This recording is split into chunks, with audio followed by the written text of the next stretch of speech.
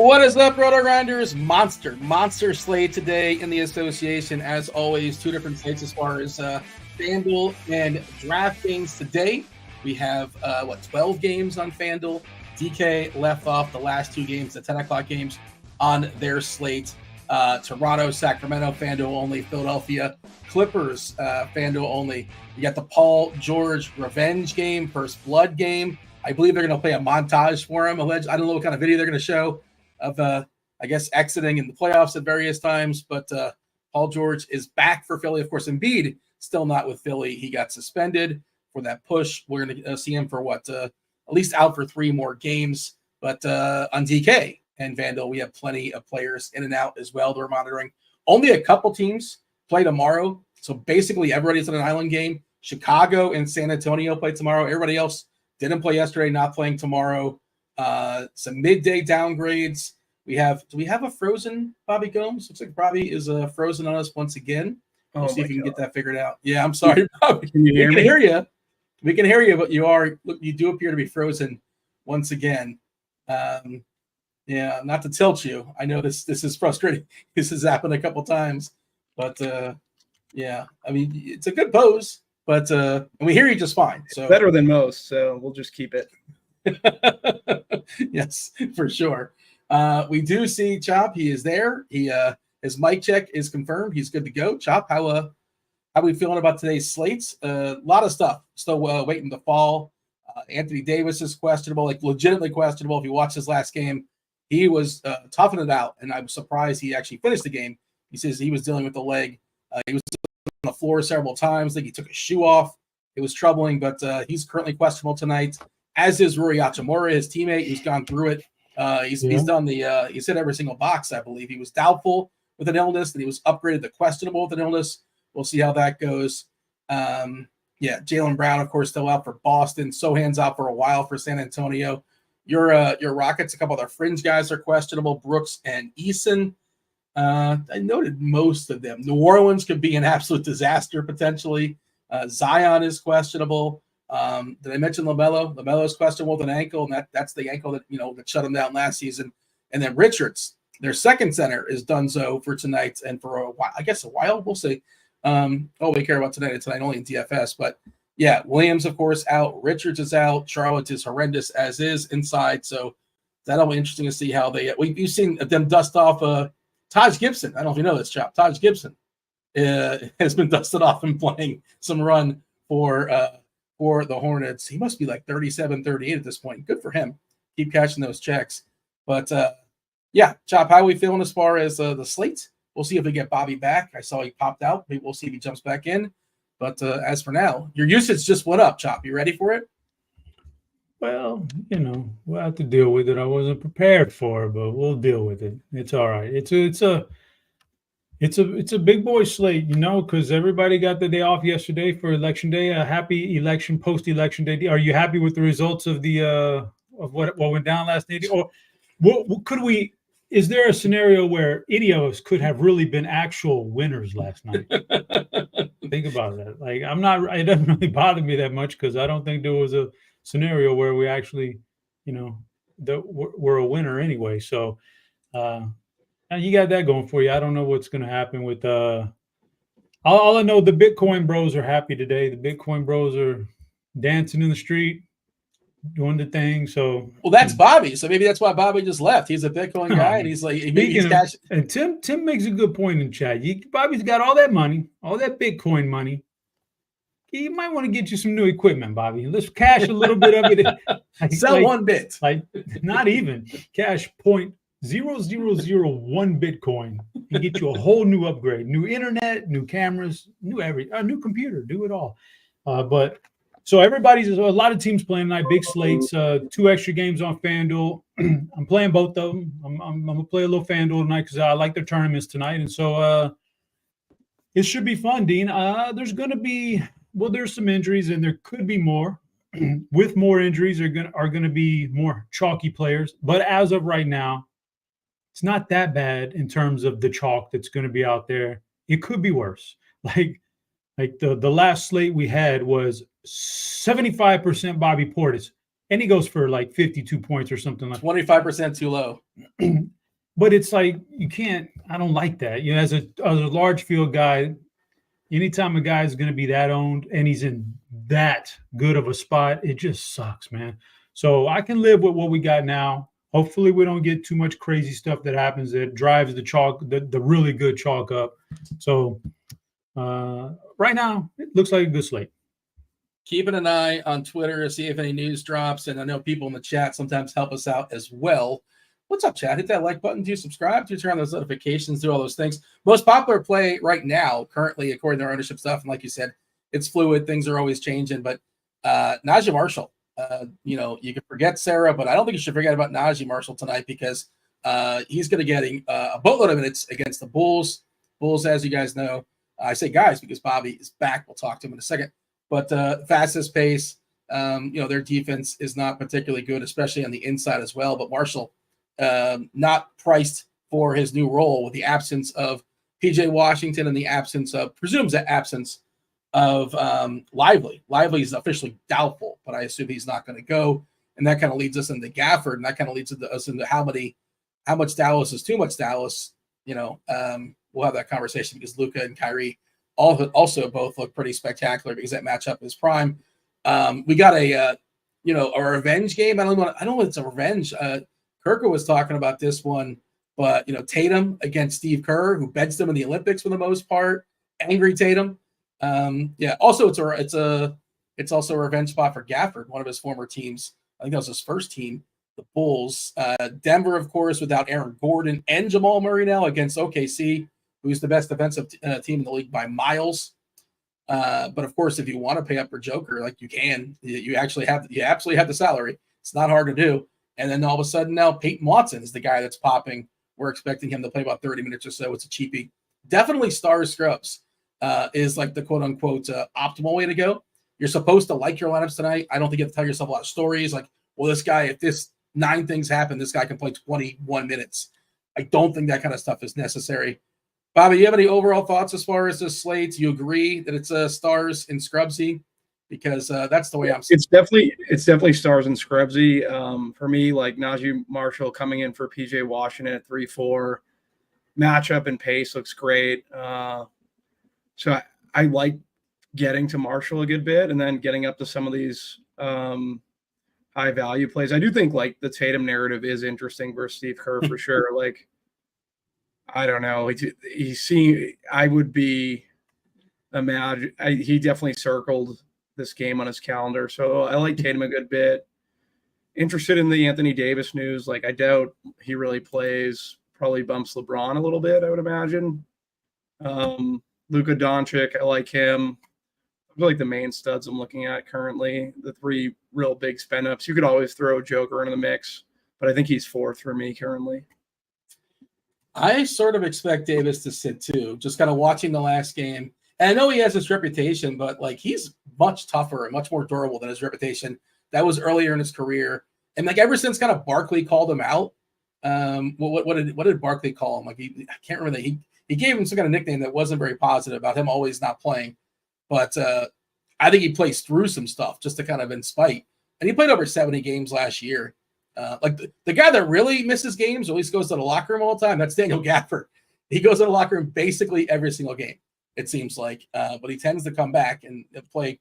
We're giving him 26 minutes. I don't think he's played more than 21 all year. We've also haven't seen this scenario before either. I really like Gafford, and I wrote him up, and I was kind of bummed that he's going to be super popular. But that's the way it appears to be right now. Zion also kind of, I would say he's highly questionable too. And we'll keep an eye on that. Then, of course, an 8 o'clock game. Not sure if or when we get that news. And I love the Tatum spot as well. Not just, revenge, whatever you want to say, but he's just been awesome. And Boston has just been awesome. Matchup versus Golden State's not great. They're the second best defense so far this season.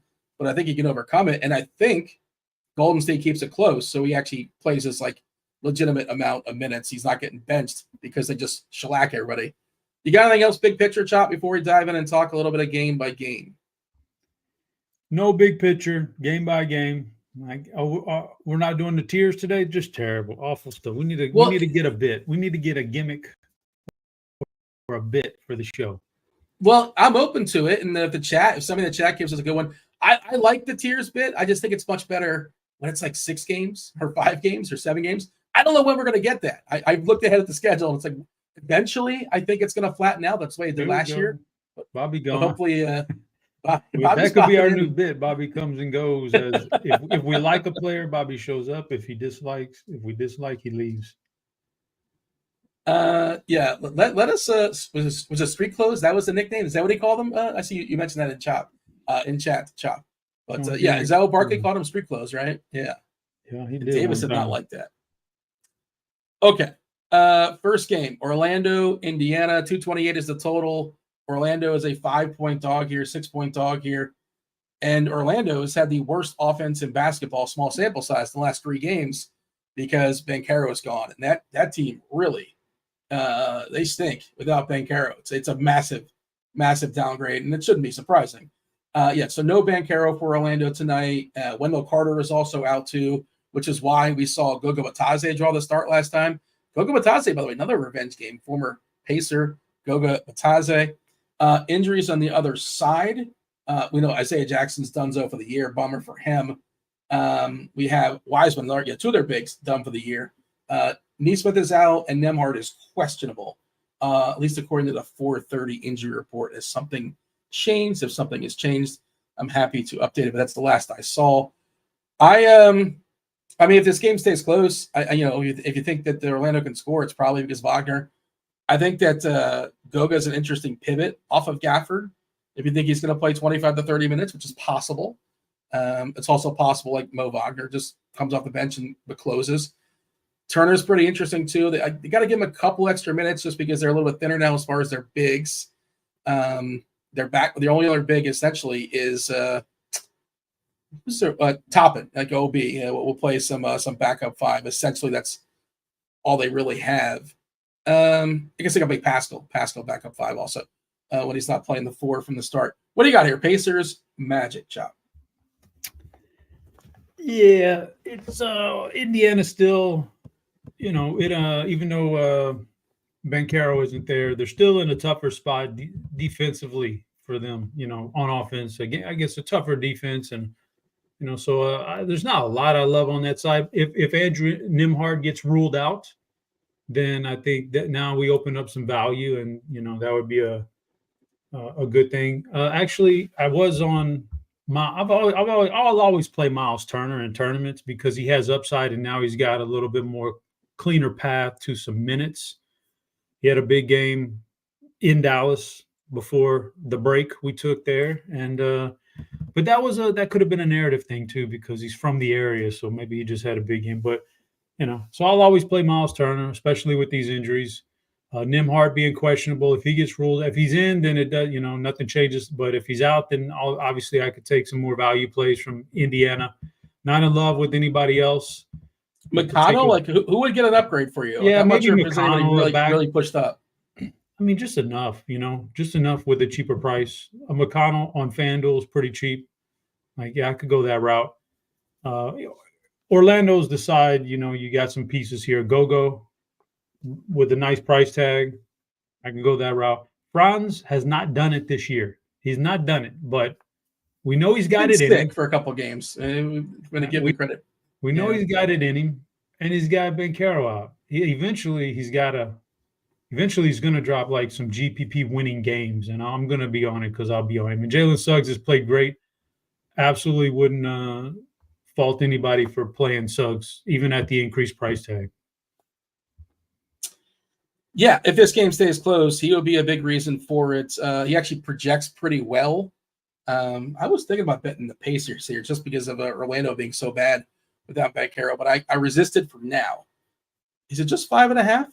It's still just like 5.5, 6, right? Yeah, I mean, you can't really assume blowout, but I sort of think that I think Indiana gets the better of Orlando. Shepard's a guy that might. I guess sort of like I just don't know how much run he would get, but he might be one of those guys that steps up and gets a little extra run for Indiana. I still have one guy. I think McConnell's the guy that has the best upside. We've seen him do it in 25 minutes. And he's also a guy that might mop up if this game gets ugly, and he might close if this game is close. He's got multiple routes to get there. Okay. Still, no. Well, let's see if we get Bobby back. If not, it's just gonna be the two of us. But I know Bobby's working on the cam now. By the way, if you see scrolling on the screen, the bottom of the screen, get yourself a week free of RG Premium. We're spinning that wheel. We're gonna spin that wheel around 6 o'clock or so on the East Coast, so about 40 minutes. Get in early. Make producer Steve's life easier. But get yourself a week free of RG Premium. All you got to do is go to this Discord channel, RotoGrinders.com/Discord, and jump into the live stream chat channel. We might have Tim jumping in here if Bobby can't go. We'll see. We might have he's not even supposed to be here today, but Tim might jump on for the people. We'll see. Otherwise, it'll be just the two of us, Chop. We can handle, so we can hold this down for sure. Next game, Detroit. Detroit taking on Charlotte. It's another one. It's like, well, it's kind of tricky to talk about because we don't really know about LaMelo just yet. Detroit is a 2-point favorite here in Charlotte. And LaMelo, midday downgrade, never a good sign. Historically, it's that bad leg as well. He is questionable. Other injuries as far as this game, you mentioned Richards is not playing, so currently we're projecting Taj Gibson to draw the start. I can't imagine ever rostering Taj Gibson again in my life, unless I'm playing like a showdown slate or something like that, or they're down to like 7 players, and that's not the case. Either way, as far as Detroit, it's still Asar Thompson out. Everybody else not really worth mentioning. Asar still dealing with that conditioning. Cunningham's been pretty good this year, Chop. If LaMelo doesn't go, Trey Mann might get loose. I think he's the interesting piece. He probably get the biggest bump there for Charlotte. We've seen that before this year as well. Best you can do as far as Detroit and Charlotte. What do you got for me? Yeah, the LaMelo news is probably one of the top 3 news pieces on the slate. It's a big deal, and more so because I would love to play LaMelo Ball if he were healthy. Now I got to worry about him not playing or just not even being like 100%. That's a big deal too. So that side of the Charlotte stuff is really tough to figure out right now. That's just a big piece, man. That's an all-everything guy right there. What is he? LaMelo Ball. Yeah, man. Usage like creeping up to like almost 40%. One of the highest in the league. Yeah, he's been awesome. So that's a big deal. We got to wait on that one. On the flip side, Jaden Ivey looking good. I like Ivey in this matchup, regardless of in or out on Bobby's gone again. Regardless. Didn't even get a chance to say hello to him. Yeah. Ivey's good. Cunningham looking good this year, man. He's priced up though, so got to be careful with that. But I like him in general. It's a pretty good matchup. Jalen Duran is a really solid. He's another one. He's in the mold of a Miles Turner. I'll always have some love for him in GPPs just as one-offs because there is a ceiling there. And so that's kind of where I am. But Jaden Ivey, in the game in general, not knowing the LaMelo Ball news, Jaden Ivey's my favorite player in this game. Yeah, our update on LaMelo is no update. Game time decision. We'll know, or crunch time will know because it's a 7 o'clock game. But thanks for nothing, Charlotte, because that is not helpful. I don't think we have an update as far as if then, but my brain tells me that Trey Mann would be the guy that probably gets the biggest boost if LaMelo doesn't go. We've seen it this year.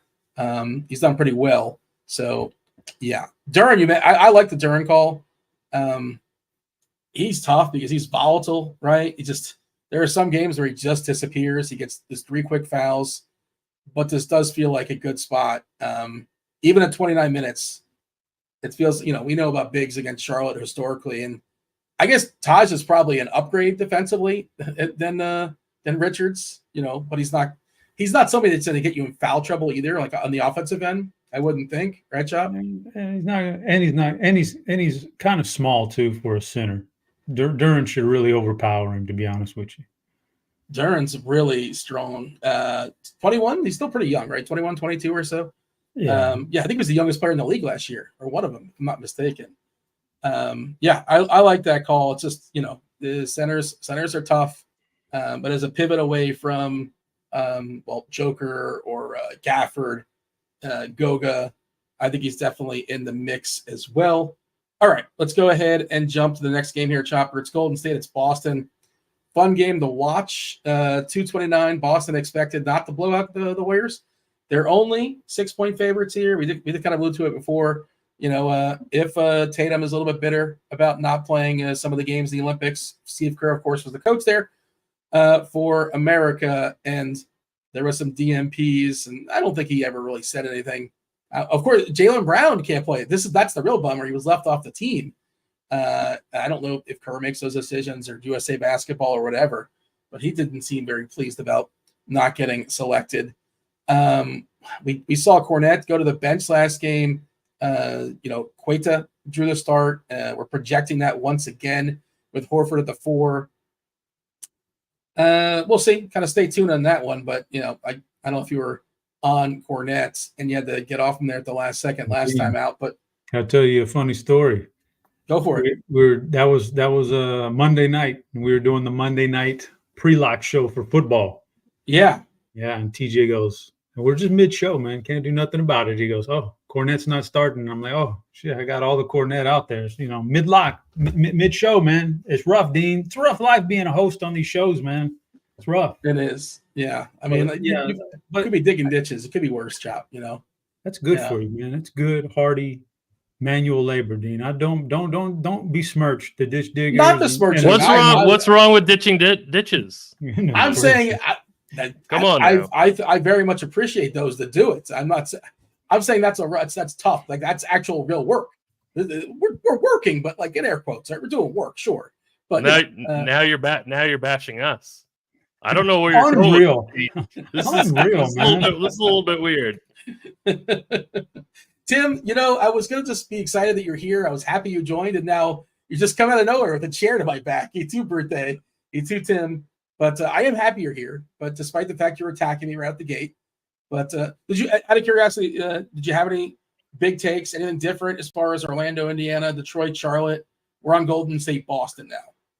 Yeah, I've been listening to the show. Nothing really that big. I do have quite a bit of interest in that Detroit-Charlotte game.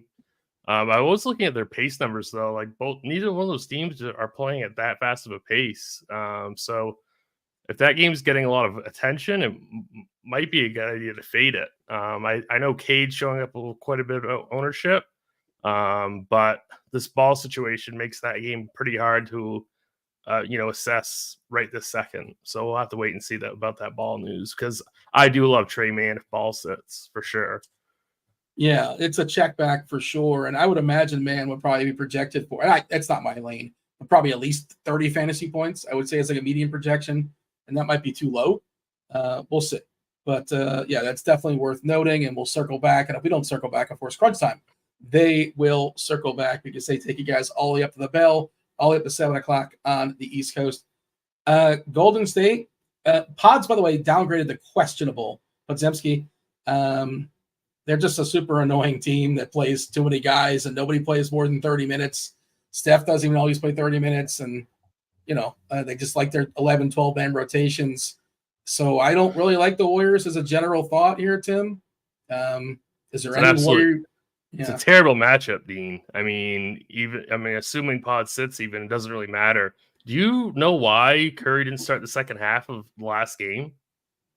I know he didn't. I'm pretty sure he didn't start the second half against Washington.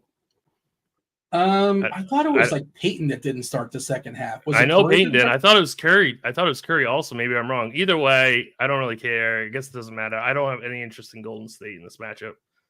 Their rotation is too deep. And this is a really, really bad matchup at Boston. Second half lineup for Golden State was Hield started and Podzemski started. He only played a few minutes, and then Lindy Waters came in at like the 10-minute mark. Curry didn't play the first, 7 minutes or so. That is, I don't know. Sounds like a bathroom break. Well, wasn't he also coming back from injury too? He only played 24 minutes. Was that a shellacking too? What was the score in that game? That was against Washington, right? Yeah. I don't know, man. I think we don't really have to know for that because it's such a big slate. You know what I mean? Relevant to the slate tonight. I don't really think it's necessary to push Warriors unless Chopped you feel otherwise. I don't really see a ceiling game at anybody. Yeah. So even with that timeout, he played 24 minutes last game. that's kind of been his MO this whole year, but even before the injury, like 28 minutes tops, 27 minutes. Like I'm with you. No Warriors. I can pass on those guys. I have no interest in them. Boston would be, well, the Jaylen Brown being out thing obviously helps. It helps Derek White. Well, it helps a few people, but Derek White really. And I'm just Pritchard as well. Doesn't hurt Pritchard. I love some good projections. Don't get me wrong, but I'm not glued to the projections. I'm not like stuck on them. I love a good narrative, and Jason Tatum getting to shove it at Steve Kerr sounds like a great narrative tonight. So I'll play some Jason Tatum. Yeah, I like the call as well. And he's a fine play as is. And again, the Golden State defense has been awesome, second to just OKC, but also like the offense, Tatum and Boston, they've just been spectacular this season. Number one offense in all of basketball.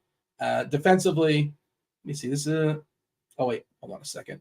I had the wrong year, but I think that's still the case. Yes, they are number one. Cleveland number two, right behind them. And defensively, OKC has been so much better than everybody else. Almost like 7 or 8 points better than Golden State, but Golden State's like 5 points better than the next team, Orlando. And Boston, by the way, fourth. So Boston, like, net rating is 17.1. Golden State net rating 16.8. The top two. No, you know what? I missed OKC. It's 2 and 3. It's a good matchup. Two good defensive teams. Yeah. Yeah, real quick, Dean. There's Mr. Richard in chat says, "What about Queta?"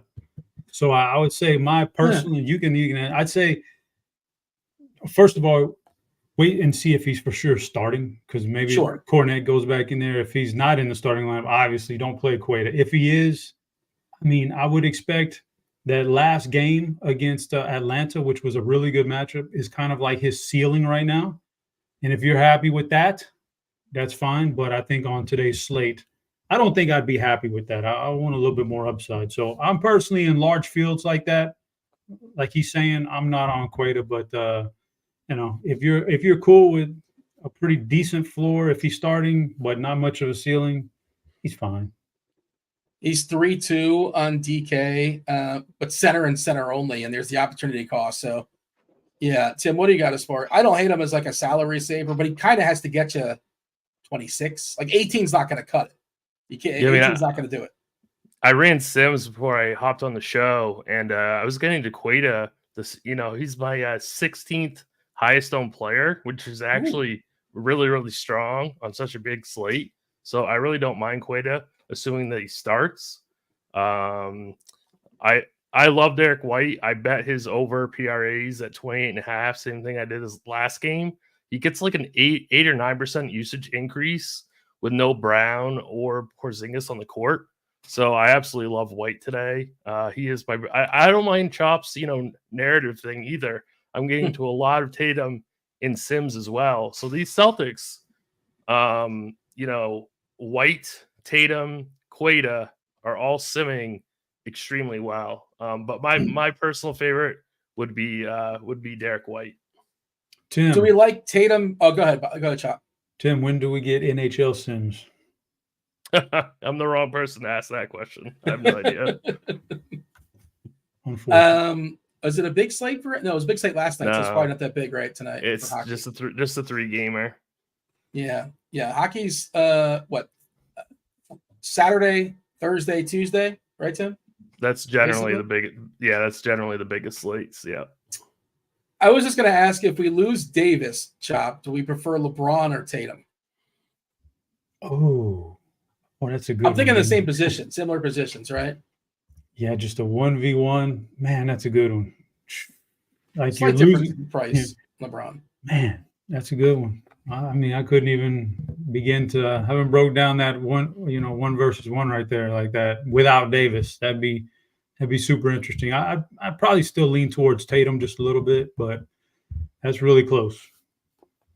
Asking in chat, what about Sabonis? Yeah, Sabonis is awesome tonight. He's FanDuel and FanDuel only, but that Toronto defense,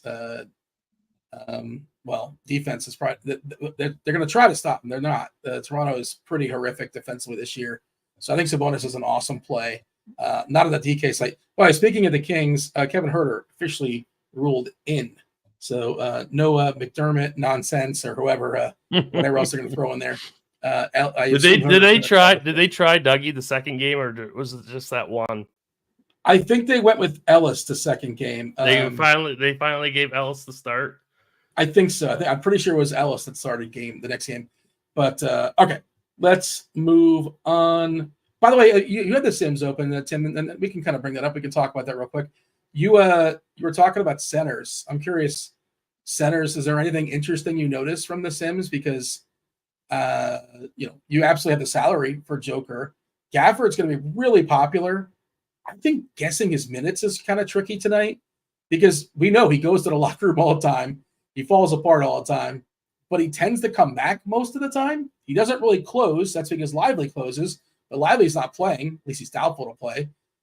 And there's Vuk on the other side. Vuk's a big boy. He's going to play 35 minutes or so, assuming this game's tight. And who's the other option? Powell? They don't really have a lot of bigs there with PJ Washington also being out. He could be small ball 5, but he's not there. I think the range of minutes on Gafford, 20 to 28. I don't know. I think we're projecting around 20. He hasn't played more than 21. I don't know if there's like a hard cap on him. I don't think. Yeah, Gafford's not simming well for what it's worth. Jokic is the best center in Sims at 25%, followed by Miles Turner, followed by Queta, Mobley, Allen, Nurkic, AD, and then Gafford. Yeah, I really want to make Gafford happen tonight, but he is going to be pretty popular. Okay, let's move on from Golden State and Boston, New York, Atlanta, 226 is the total. These teams don't seem to like each other. Didn't they face? I guess producer Steve would know this. Didn't they face each other in the playoffs? Didn't Atlanta face New York? I think that happened. And I believe so. There was a wrestling thing when Trae Young was in like Madison Square Garden and he helped out the bad guy. And he played the heel role. I don't know if you guys know if you saw that clip, but that was pretty spectacular. The crowd was booing him all over the place. He's got ribs. He's expected to play. Steve, you remember this? I think it was 2 years ago, though. I don't think it was this past season. Okay, but they tend to not like each other, Atlanta and New York. Am I making that up or is that real? I think that's real. They don't like each other. Okay. Also, Atlanta is injured. They have guys that are missing because that's just been the story of their season so far. Bogdanovich, of course, is still out. Hunter is questionable with that knee. Roddy is also questionable with an illness. Trey should be good to go. They gave him a rib or two. I'm not sure if it was singular or plural. He was playing terrible last game, and I think they pulled him out the last few minutes or so. It's not been great. And historically, I was looking at his numbers versus New York, and you wouldn't expect it, right? New York's a tough team to play against. They play pretty slow as well. But Cat looks pretty good here. Hart, you give him a pile of minutes, sure, why not? Why wouldn't he play good in 41 minutes or so? And yeah, New York played, I think, 7 dudes in the second half last game. They also are campaign is questionable, which shouldn't matter, but it might really boost the ceiling a little bit on these guys' minutes because they are so thin. And Tibbs loves to just run them in the ground. It is also a island game. Doesn't matter for Tibbs. Chop, New York, Atlanta, where are we at here? We are on not much on the Atlanta side of it. Just not getting there. The price tags are pretty appropriate here. I don't feel the need to reach out there too much on that. Again, like he had that one good game, but Richeche, as you would like to call him, he also came back the other day and he buried me with like a 4-point game. So I'm gonna pass on that one now. New York is. What do you like to call him? You don't like to call him by his real name? Well, his Zach Reacher is what his nickname is. Yeah, that's right. Yeah, Zach Reacher. So New York. By the way, Hunter officially ruled out. I kind of figured that. Yeah, that leg is not good. Young is good to go with the rib. Goga Batase is starting for Orlando, by the way. Continue. I like that. Goga's a good one. He's a good little salary saver now. All right. Jalen Brunson, probably going to be my most owned player in this game in general. Josh Hart, always going to be popping in the projections because of the minutes and the way he eats up in just about every category. So he'd be fine too. After that, it gets a little tough. Cat's priced up. The wings out there, OG and Mikal, they just don't do enough for me on a daily basis when everybody's healthy. So in this game in general, I'm looking Brunson number 1, Hart number 2. And that's about it. Tim, what do you got? Yeah, very little Atlanta. I'm getting to them the fewest in Sims right now, which makes total sense. This Hunter news might change a little bit, but I don't anticipate much change there. I love Josh Hart. Probably going to play him in cash games today. Small forward, power forward, eligible at 6.3K. I don't mind getting to a little bit of OG also. He's going to be a nice pivot off of Hart, I think, in the large field GPP. And I love Jalen Brunson as well. I'm just going to have to really kind of figure out what my opportunity cost is at the guard position tonight. But I mean, I love Brunson in this spot. He's only going to be, 11% owned, which is pretty decent. The minutes projections are pretty hilarious on New York, as always. Hart 38, OG 37, Bridges 38, Brunson 36, Cat 34. Let me ask you this: would you rather play Cade at 25 or Brunson at 10? Isn't Brunson a little bit more? No, they're basically the same. No, price. they're the same. Just a tick more. Well, what if LaMelo doesn't play and I can run back man? Does that change things? I don't have a strong take on that. That's a good question. I'll give it the chop. I think, okay, go ahead, Chop. What's the question?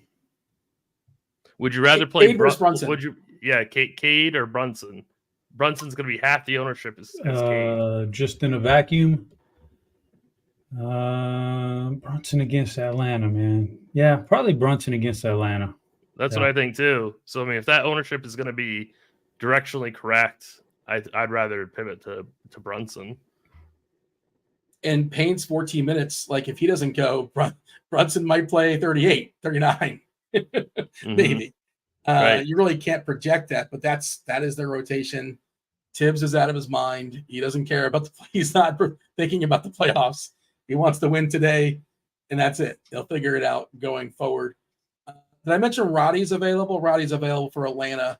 I don't think that matters really. He's going to grab some more minutes in the absence of Hunter, but the slate is big enough and he's not good enough.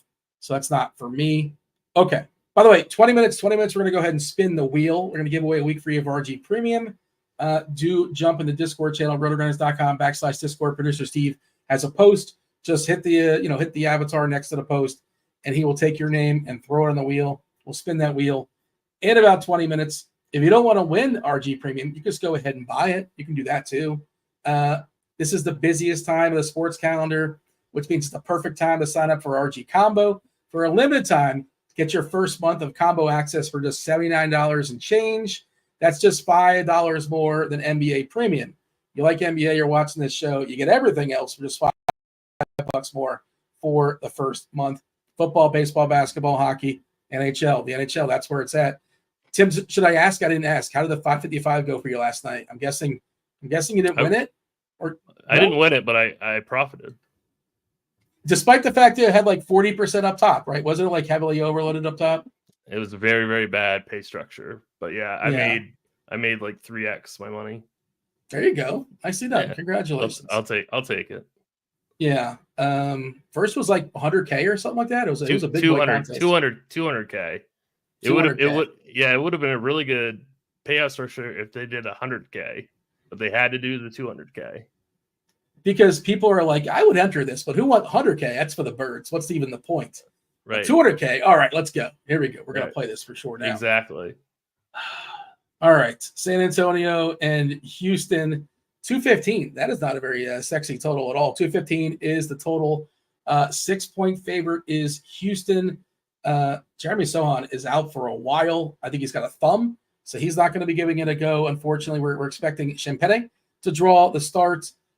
Houston also dealing with some injuries. A couple guys had the fish. They were eating lunch together. Dylan Brooks is ill. He's questionable. Tari Eason is ill. He's questionable.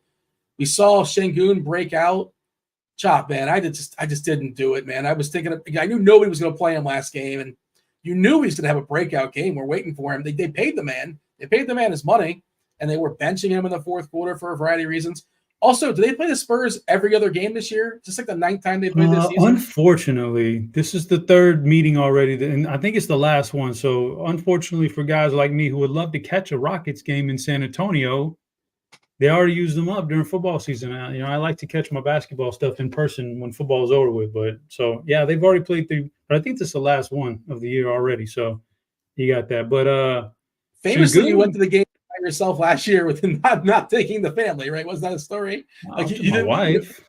I took my Oh, wife, man. I thought you went solo. I thought you like your Dean, what kind of sicko am I, man? I'm not going. Well, that's the story you're telling us then. I thought that was weird. I didn't know the kids. The kids. I was like, they don't need to go. Was that the Dylan Brooks game? Is that where the story was born? Yes. Did he say something to your wife inappropriate? We're not talking about this anymore. Can you stop bringing it up, please? You're infatuated with this story. Relax, brother. Relax. There was breaking news I wasn't aware of. Anyway. Talking about the Houston and San Antonio. Yeah, I don't know what Şengün's going to do tonight per se, but before last game, him and Ime had the talk. So I don't know what the talk was exactly, but it's like, this is what I need from you. And he delivered in that game. So he got to keep playing in that game, and he got to keep getting all the usage in that game. So is that something that's going to hold on, for tonight? I don't know. It's the Spurs. It's a whole different matchup. Dylan Brooks, I think, is an interesting piece to miss here from the other side of the ball because, believe it or not, he's actually the primary defender on Wemby when these two teams play. So it could be a thing where maybe Wemby gets off a little bit more now without Dylan Brooks on him. And so, Wemby's 2 of the last 3 games, GPP winning games. So maybe it is his time tonight. 9 blocks will do that. Yeah, it's definitely a possibility. Tari Eason being questionable, I don't know how much that changes the fantasy outlook, but he's just a really good real life player. And he actually is piling up some minutes right now because he's so good they can't keep him off the floor. So that is a lot of minutes. If he were to miss this game, there's a lot of minutes that would float around, probably a little bit more towards Amin Thompson. That's what I'm thinking. Who's a really good player in his own right defensively, needs to get his act together offensively, but it's coming.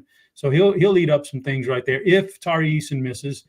Like if Brooks and Eason both play, I mean, you're looking at taking your dart throw at either Şengün or Green because one of those guys seems to crush every night.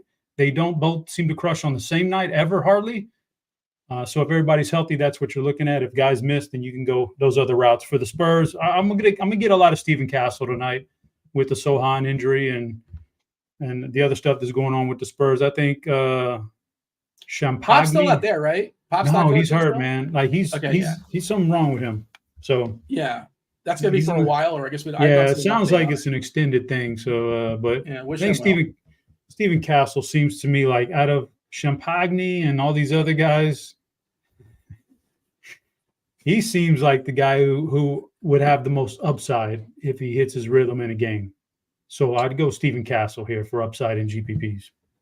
Yeah, there's Champagne and there's Castle. I don't know how much we need those guys. I think they're both kind of sort of in the pool, but I don't know if they're on my main pool. And Tim, you only make a what's Castle's price on DraftKings?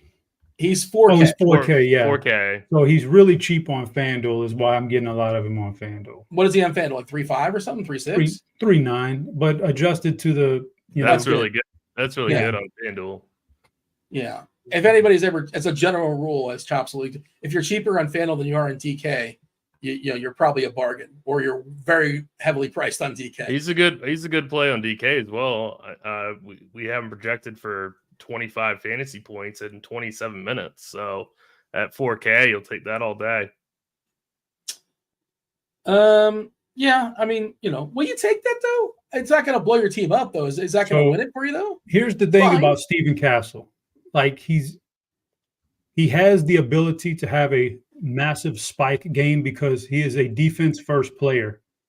And so if he stumbles into those blocks and steals, in addition to everything else he's going to get tonight as far as usage and shot attempts, assists, the extra assists, rebounds, and everything else, if he gets the steals and the blocks, which he's capable of, then all of a sudden he can win you a GPP. Your favorite cheapie on this in this game, Tim, is it Is it one of these Spurs? I think Amen is really interesting if we lose the backup five, Eason. Eason, yeah. And Brooks too. Like the thing with Amen, and I think Chop can attest, he's versatile. He can play basically all over the place. So if anybody's down, he has a chance to grab more minutes. I think Shepard and Whitmore might get some run, but not enough to acknowledge their existence. I'm curious how many minutes. Go ahead, Tim. Yeah, sorry. Yeah, if Brooks and Eason miss, then it's Thompson for me is my favorite value piece. If they play, it's probably Castle as my favorite cheapie in this game. But I love Wemby in this spot. Like he has massive tournament winning upside. I mean, he's gone for over 70 in 2 of his last 3 games on FanDuel, over 65 DK points in 2 of his last 3. He definitely has GPP winning upside, and we'll know if AD's in or not, right? So we'll have that news. We won't have to worry about making the decision between like LeBron or AD or anything like that. We'll have that info. So I really like getting to Wemby tonight. But if AD were to sit, I'd probably allocate my resources and play a safer floor LeBron James at 9K. It's probably safer to do that, but Wemby's got a way higher ceiling regardless. Another good thing from Wemby is Steven Adams is not going to play tonight. That's a tough matchup.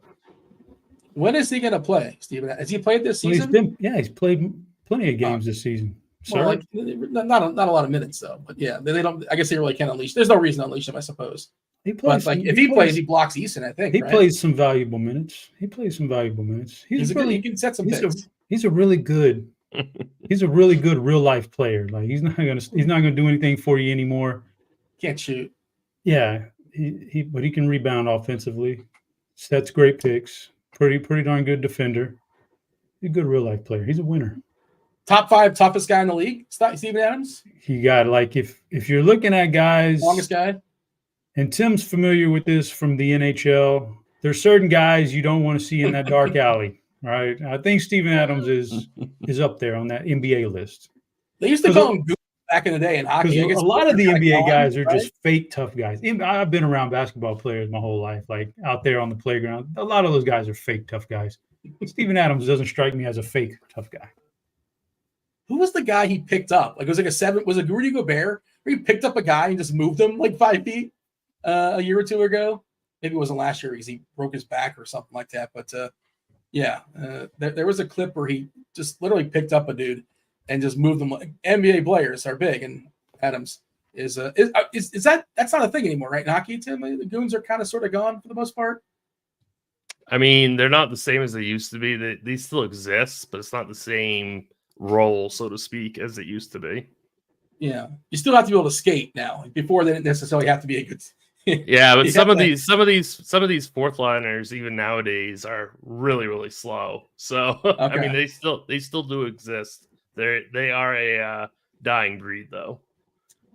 Okay, let's see. Cleveland and New Orleans. What do you know? Another game where we don't have complete information. By the way, we did get an update as far as the if Ball sits. We currently have Man projected for 28 minutes, 33 fantasy points on DK and FanDuel, give or take, and Bridges for 32 minutes and 39 DK, 37 FanDuel. So, yeah, Man would certainly project really good. We have an if-then on New Orleans as well. If Zion doesn't go, Brandon Ingram would look really good, although New Orleans just might get, shellacked here by Cleveland. Cleveland looks like – I was trying to think of who the third best team in the league is. I think most people would agree Boston, OKC are the 2 best teams. Is Cleveland possibly the third best team? Maybe. I don't think it. You can't say it's Denver. They might get there at some point. But who's the third best team in the league? Maybe Chat can tell me. Do you guys know? Is it Cleveland? I'm missing somebody. Third best team in the league? Dallas? They look pretty good too. I don't know. What about? Did you mention the Thunder?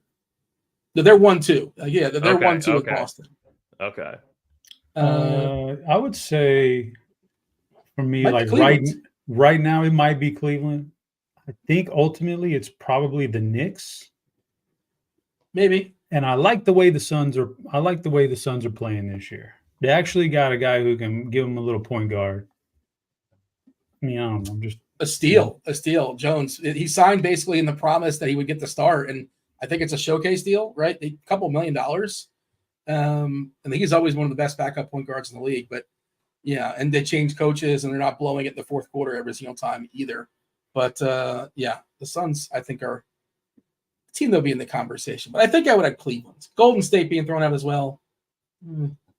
If the game was like 10-on-10, maybe Golden State would be a top 3 team. No, there's a difference between like when I say the best team, I'm not talking necessarily about like right now. It's like if you stay healthy, what are you going to look like in the playoffs? The way you run 25 minutes a night for everybody, well, that doesn't work in the playoffs. And not to say that they can't be good, but they're not third best in the league good when we get to that point in time. They get the most out of the parts they have, though. They've done a great job there. I would agree. But I also agree. Like 10, 11 guys, none of them are really that great. Curry is of course good, and Draymond is useful, but he's also limited and kind of older these days. Anyways, let's talk about Cleveland and New Orleans. Zion is officially questionable. I've not seen an update on that. I'm looking for one, scouring the interwebs.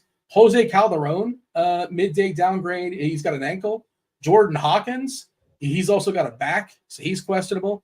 If Alvarado doesn't go, like who's their ball handler? I guess it will be Zion. But what if both of them don't go? Who's handling the ball for New Orleans if they lose both Alvarado and Zion? Obviously, McCollum is out too. No Herb Jones. It is a mess in New Orleans. I'm probably missing somebody too. Would it just be Ingram, Dean, to handle the ball? If Zion misses, I don't know. I don't think it's going to be. I don't think Maybe? it's going to be Jordan. I don't think it's going to be Jordan Hawkins. No. Wouldn't be Hawkins. I don't think it's going to be Brandon Boston. Oh, did I say Jose Calderon? I meant Jose Alvarado. Yeah, I knew what you meant. I knew what you meant though. Don't play Jose Calderon. Definitely not playing basketball tonight. I mean, unless he's playing over like in Europe or something, and then maybe check in. But yeah, Alvarado is questionable. But yeah, it's just something you got to keep your eye on. If Zion is out, Tim, how much do we like Ingram? We like him a ton. I mean, multi-position eligible, only 8,600. I know it's a bad matchup, but I mean, he's going to have to do everything. They're only like 6.5, 7-point dogs in this matchup. They could potentially keep this game close at home. I think Ingram would be somebody that I wanted to get way overweight on and leave a spot open for, since this is an 8 o'clock game. So, I mean, this Pelly news is very, very important because if those guys sit, you're gonna want to play Ingram. Yeah, Boston played a ton of minutes too, by the way. I think about 36, 37 or so last game of players out. Did the Spidey bombs hit yesterday? Where did Cleveland hurt me? Cleveland didn't hurt me at all. Cleveland, I like Cleveland. I think they have a good team. I thought I was speaking kindly about Cleveland. So maybe something was misinterpreted there. I was saying the Cavs might be the third best team in the league. Chop, what do we have? It's wait and see at New Orleans, right? If everybody's out, it probably is Boston season. I don't know when we get this news, but maybe it encourages you to not play a couple guys at 7 o'clock or leave some spots. Is Jalen Noel active? He'd be the point guard, I would think. He's active. Yeah, we're currently projecting 2 minutes for him. It's probably like hedge minutes, like just in case, but he would certainly get some run. Jabal Kane is another guy that could possibly get some run. J.R. Reed. J.R. Reed's pretty bouncy. He's been getting some run of late. It's a lot of wait and see on New Orleans, but it could be really interesting. Yeah. There's a lot of guys questionable. McCollum, Murray, Jones out for sure, but those other guys being questionable makes this thing very tough to analyze right now because we're sitting here nitpicking at who's going to be the ball handler. But, the good thing is the projections team will tell us whenever if these guys get ruled out. We don't even got to worry about it, to be honest with you. But, so whoever, New Orleans is going to have some value tonight regardless. Ingram, of course, if all those guys are out, like you guys said, Ingram would be like, at this price tag, a pretty smash play, man, for upside. Even if it's a blowout, he'll still get, probably close to 30 real life points in addition to whatever he can rack up. Besides that, talk to me, Tim. I ran a court IQ real quick with no CJ and no Zion from last year. 600 minutes. Ingram's got a 7.5% usage increase up to 35% overall. So, I mean, that's really strong usage. Yeah, really strong for a scorer like that too. Just pulls up and gets his own shot. Like, that's really good stuff. So, yeah, that's where it'd be looking at right now. We'll see if Zion ends up suiting up or not. I don't know. He sat out last game. It's tough to call. Otherwise, on the flip side over there on the Cleveland side, like, I don't think this is a highly competitive game tonight, and so it's tough to reach your ceiling for these guys in that scenario, I would think.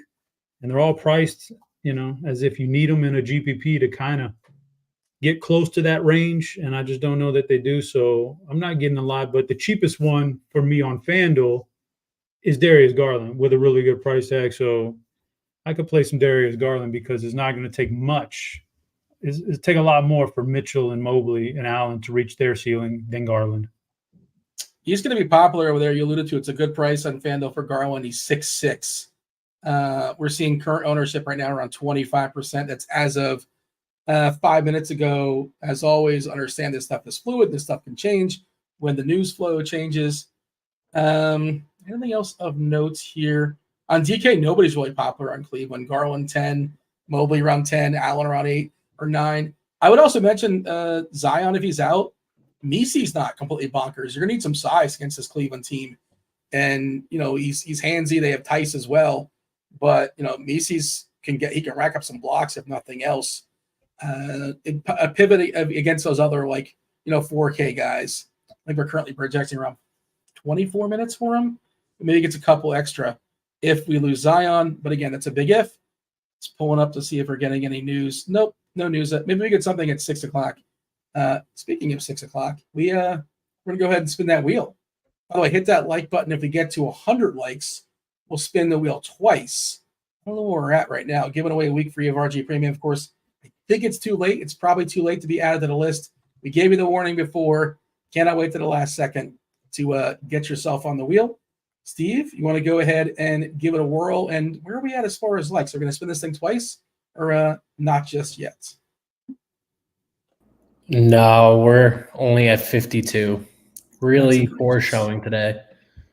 I mean, Tim showed up in everything out of nowhere. I know. Well, what are you going to do?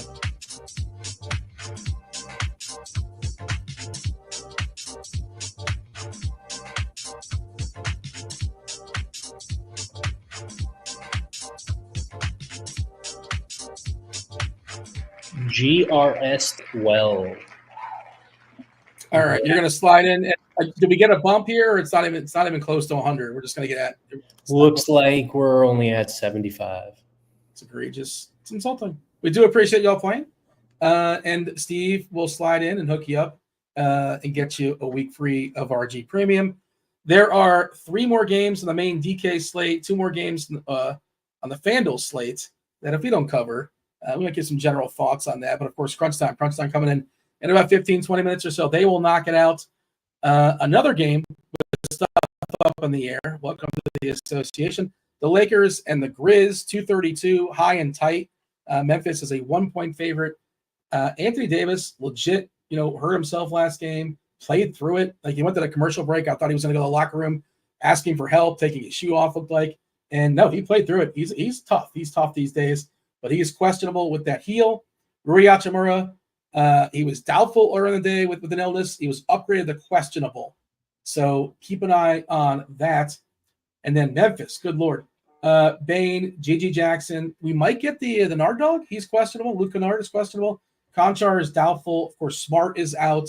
Vince Williams is out. So they're without some pieces also. It's kind of an if-then here, Tim, right? If Davis plays, and if he plays, is he full throttle?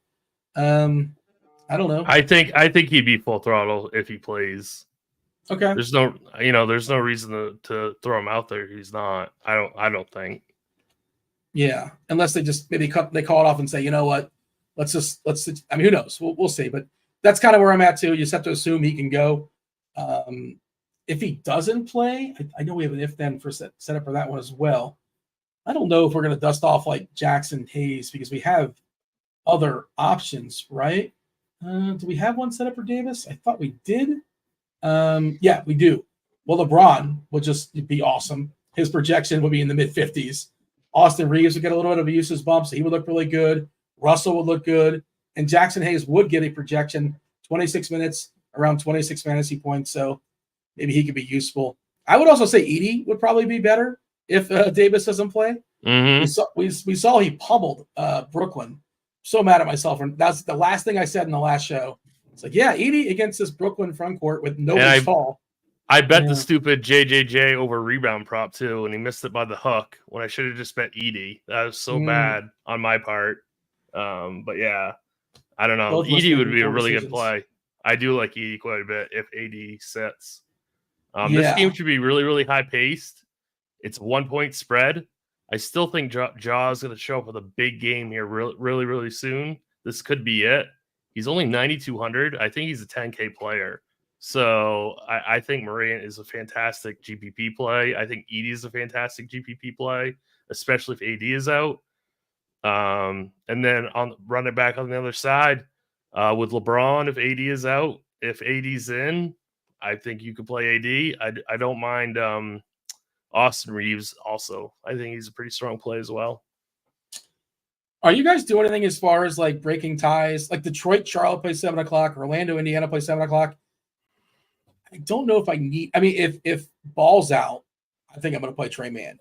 I like Cunningham. I like some. Is there anybody I have to play at 7, or is tonight a good night? Kind of like to wait for news if we don't have the news by 7. You understand what I'm asking here? Yeah, I'm only playing one team. If Ball is out, I'm playing Man. But after that, I'm backloading till at least 7:30, if not 8 o'clock Eastern. Yeah, I think that might be a good move, depending on how news comes out. Chop, what do you got? Lakers, Memphis. Yeah, so Davis, the big, pivotal guy in this particular game for the Lakers, at least. If he plays, I'll definitely have plenty of Anthony Davis, especially when you consider that when people get this questionable thing all day long, he's questionable. They won't play him then, even if he's in. It's like, he was questionable. So they kind of deduct mentally from him already. So love me some Anthony Davis if he plays. If not, LeBron is a great play. Austin Reeves, fantastic. Like all these, like Davis forfeits, that's probably 20 to 25 field goal attempts that somebody's got to make up. Multiple people got to make up. So all those guys who shoot will get a little bit extra in there. I love the Ja Morant call for Memphis. I think he's in good. Jaren Jackson's all right. Zach Edey, man, like rough first game and people laughed at him. Now this guy starting to figure some things out. Pulling up to the 3-point line, Dean, in transition. Pulling up to the 3-point line. I love that. Pulling a Brit Divine on us, man. Like you gotta love that, man. I want to ask, but I feel like I probably shouldn't ask. But pulling a Brit Divine means it's from back in the days before we got got married. We used to I didn't have Brit as a versatile 5 center. No. I don't think it's a basketball reference. I think it's something completed. It's when a guy bangs threes. He bangs threes. Like Edie's pulling up banging threes. I see. This is why I knew that's it's from back in his pre-marriage days when we used to do a lot of football shows. But it is, it is what it is. So is there a chance Edie gets played off the court? That's the other thing. Like if Davis doesn't go, it's kind of a push-pull. And like what you said before, kind of a game of chicken. And they won the game of chicken against Brooklyn, or at least Edie did. Would they go small if Davis isn't around? They don't necessarily have to play Hayes a ton. There's not many. The Lakers would play smaller. LeBron might play some 5. Just trying to think. Like, would they play Edie off the court? And it's hard to say, I suppose, which way is it going to go. Just throwing it out there. I don't really have a hard take on that. But I think for tournaments, of course, Edie should be in the mix. Chicago and Dallas. Man, the Chicago defense is horrendous. They play at the fastest pace in the league. They're also most vulnerable inside. No team gives up more points in the paint than the Bulls. Daniel Gafford scores like 85% of his points in the paint. Luka and Kyrie should do whatever they want as well. We mentioned Najee Marshall. Najee Marshall expected to jump in the starting lineup and play a pile of minutes because PJ Washington is not playing. We're expecting Lively to be out as well.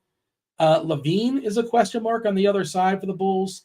I believe he was at practice for what it's worth, but that doesn't necessarily mean he's going to go. Yeah, Chop. Dallas and Chicago. I think Dallas just maybe Chicago can keep up, but I think Dallas scores a ton. Yeah, I mean, I wouldn't. Everybody's going to score a ton on Chicago pretty much these days. Start off with Chicago. Levine, questionable, right? Abductor strain, Dean. I don't know. He missed last game, and it caused a real chalk jam for Chicago. So, but I mean, that's good chalk. Like if he misses again, that's really good chalk. So you got to go that route. We'll see if he plays. That kind of determines if he plays and everybody's healthy. Then it's definitely not as big of a deal. I could still play Vucevic because with all those guys out for Dallas in the middle, it becomes a much softer matchup for him. I could play him regardless. But as far as Kobe White, Josh Giddey, Ayo DeSamo, it's going to take Zach LaVine being off the court out of this game for me to really feel good about playing those guys. Dallas is going to be where all the chalk gravitates to tonight. Najee Marshall, super chalky. Man, it's not – we talked about Bobby Portis from Monday night. This isn't quite the same. He's cheap. He's cheap and he projects okay, but he definitely has a path to being a very average performer tonight or below average. Whereas Bobby Portis in that game wasn't gonna, he was always gonna smash. So it's not terrible chalk at all, but it's not quite as good. But Najee's the chalk piece. Because of that, Luka's affordable, so that makes Luka chalk too. So and then Daniel Gafford, I think, is a really Daniel Gafford. Don't sleep on Daniel Gafford as a fantasy performer. When he gets minutes and he doesn't get in foul trouble, he smashes, man. You just got to stay out of foul trouble. That's easier. And not get hurt. That's easier. Yeah, true that. It's easier said than done against Vooch, though. He can draw some fouls. So I don't know, but Gafford will still be a guy I play plenty of because there's a massive ceiling there in his DFS career. Revenge game as well. We're only giving him 26 minutes. He projects really well. I don't know how much more he can play than that, but I don't think he has to. And like you're saying, Chop, Marshall could play 32, 35 minutes and have 20 fantasy points because that's just how that can happen when you're on the court a ton with Kyrie and Luka and just basically you're standing in the corner, as a wing defensively. What do you have here, Tim?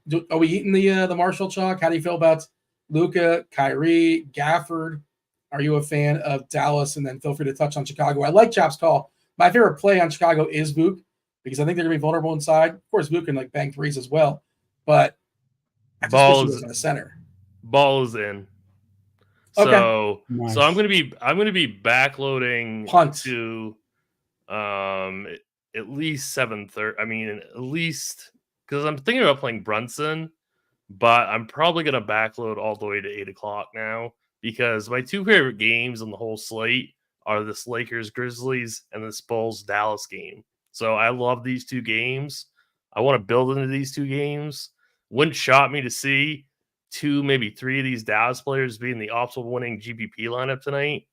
They're in fantastic spots. I do agree with Chop, though. It's not as awesome as Portis chalk night, but it's really, I think it's pretty darn good chalk with Najee. And I like Luka a ton also. We're going to be streaming against this Bulls team all year long. Mm-hmm. So, it's just a fantastic spot. Like in basketball, you want to lean into these projections. You don't want to stay away from them like we do in baseball. So I'm definitely going to be playing Najee. Probably going to play Gafford. I could see a case to fade Gafford. And then it's all kind of what am I going to do with these studs? So, I want to play Ja. I want to play Wemby. I want to play LeBron if AD sits. But, obviously, I want to play Luka too. So, it depends on how stars and strubs you want to get with your lineup and how much other value may or may not open up. So, Luka's in an absolutely fantastic spot. Do I like him? More than in a points per dollar way, more than LeBron without AD. I'm not sure. I'm probably going to pass on Kyrie, especially if he's going to be close to 25% owned. Oh, Podziemski is ruled out. He had the fish, right, Dean? Maybe Curry gets a couple extra minutes. I don't know how much they'll push him to. But the other thing about Curry, I wanted to mention, Chop was talking about it. They had a lot of blowouts. So I think there's a chance. I know his minutes been down. But I think he could play 31-32, if this game. Well, Dean, Steve Curry says there's no minutes restriction on Curry tonight. For what There you it's go. worth. For what it's worth. Yeah. All right. Let's go ahead. We have crunch time coming in here shortly, so we should knock this out. OKC, Denver, Miami, Phoenix, and then crunch time will knock out the back half of those FanDuel games as well. But let's talk about OKC and Denver. 224 is the total. OKC 7-point favorite in Denver, which just seems weird, but I think that's right. No Murray, of course, for Denver. No Gordon for Denver. We're expecting Peyton Watson to draw the start and Russell Westbrook to draw the start. No, by the way, Westbrook didn't really close last game. He didn't play a lot of the fourth quarter. Just kind of throwing that out there. I'm not saying it's not going to happen, revenge game, but he played the last minute or so, I think because of like foul stuff or free throw stuff, but he didn't play a portion of that fourth quarter. He did not close. But OKC, Denver, Tim, let's try to be quick on this. We mentioned Joker a couple times. And how do you feel about Watson as a cheapie because he's in that bucket? Watson's fine to punt with at power forward. I don't have a problem with that. We just got a question. Okay, Watson and Stroth are in the same lineup. Not for me. I don't like think that. so. No, there's other good value. You can play one of them. That's fine. Don't mind Watson. Westbrook's gonna be super chalky. He's way too cheap at 5K. I think I'll be eating that chalk as well. He's been the chalk on FanDuel the last couple slates as well. So yeah, I mean he's fine. Oklahoma City, not a lot of interest. Even though I'm a huge Chet fan, it's a tough matchup. He's not cheap. I like the other studs that are around SGA's price tag more, so I'm out on SGA. But obviously, you could play him. But really, OKC, not a ton of interest. Nembhard in for Indy, by the way. Campaign out for New York. So if you thought those rotations were tight before, they got even a little bit tighter for New York. Chop, what do you got? OKC, Denver. Yeah. So just kind of looking at everything, I would say that for OKC, they're tough to like load up on just the way they play and spread the ball around night to night. So who do you feel best about in this matchup? Maybe it's Chet. Chet dropped a big game already this year. I believe that was on Jokic.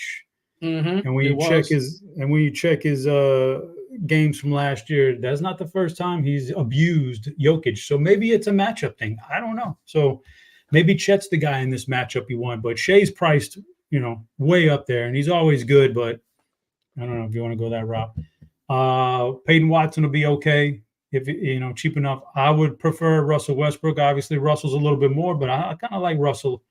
If there's a guy who can really get through this this defense, which is really good, I think it's Russell, just the way he plays and how he can rack up points in a different manner than having to depend on scoring. So Russell Westbrook's all right. Other than that, I don't know. Like this is not great. I was going through the game log stuff too. Denver versus OKC, and OKC's defense being the best in the league, and that's one of the reasons why I'm probably not going to play Joker on my main lineup.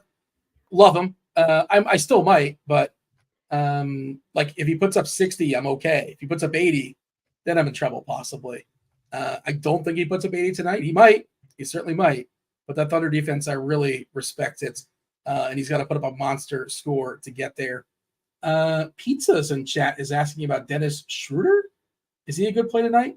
Well, no, I don't think he's not playing basketball, right? So, no. No, he's not. I don't even think he's not even on the FanDuel slate. No. I'm like, wait a second, Brooklyn. Okay, did he get traded them out of where? Okay, let's go ahead and knock out this last game. I think it's one of the least appealing games. You guys tell me otherwise. My Miami Heat taking on the Suns. 222 is the total here. Miami is a 5-point dog here. Jaime Jaquez is still out with the fish. Phoenix, I believe, is 100% clean on the injury report. Yeah, I mean, we don't care about the guys we care about. Yeah, they're 100% good to go. Kevin Love's still out for conditioning reasons. The Miami the rotation in the second to their subs, it's weird with Highsmith and the Swede. But I don't think we have to worry about it. Larson, we saw him close last game, but the slate's too big and none of these guys are going to matter enough. You tell me, Chop. Phoenix and the Heat. Do you care as little about this game as I do? Yeah, I probably won't get to very many. I probably won't get to hardly anything in this game, to be honest with you, Dean. Yeah, I agree with that point. And it's not that it can't be a really good real life game with a pretty tight spread and, and two pretty good teams here. You just never Bam's had some 50-point games here in the last couple of weeks, and Tyler Hero has that in him too. And Jimmy Butler always gets up for big games. And on the other side, you got the big three for Phoenix. It could happen, but just mathematically, Dean, just looking at the projections and the salaries and all the other chalk that's on this slate, I'm just not going to get to anybody in this game. That is where I'm at. I wouldn't discourage it. If you want to play Booker or Durant, have at it. If you want to play Bam, have at it. And you're going to get some low ownership stuff, but I don't make enough lineups. Tim, I don't think you make enough lineups. Tell me otherwise. Do you like anybody in Miami, Phoenix? Not really. I mean, it's one of, if not my least favorite games on the whole slate. So it's really no one on my radar. Chop, the chat's upset that you didn't get a chance to talk about your favorite shooting guard for the Toronto Raptors. He's on the FanDuel slate. I know. Crunch time is here. They're in the green room. They're knocking on the door. But if you want to give me, a minute or so, I know you're playing on FanDuel. If you want to give me a minute or so on Philadelphia and the Clippers, the Paul George revenge game, First Blood, and then Toronto taking on Sacramento. Sabonis looks awesome. And, of course, your favorite shooting guard for Toronto, if you want to acknowledge his existence as well. I just did both of those games. I'm really not drawing a lot of interest in those games on my builds personally so far on FanDuel. They're just add-on games. It's nice. Sabonis is fine. He's $9,600 on FanDuel. It's not cheap, but obviously a good spot. But they're at home, and it's going to be a blowout. I think I kind of factor that into my stuff too. So Philly's getting a little bit healthier. I'm not really that. I'm just not getting a lot from that game, either one of those games, to be honest with you. But yeah, if you want to take a shot, let me check out the price tag real quick for you. Man, that's stretching it, man. I don't know if I want to pay $6,100 for Gravy Dick, man. It's a bit much. But whatever. To each his own, Dean. Anthony Davis, game time decision. Thanks for nothing. Zion, Hawkins, Alvarado, all game time decision. Thanks for nothing. Dylan Brooks is in. He had the fish. He's available. We should probably be getting an update in Tari Eason since we got Dylan Brooks, but I have not seen one pop up just yet. Both teammates there, both were ill. All right, Chop, who's breaking the slate?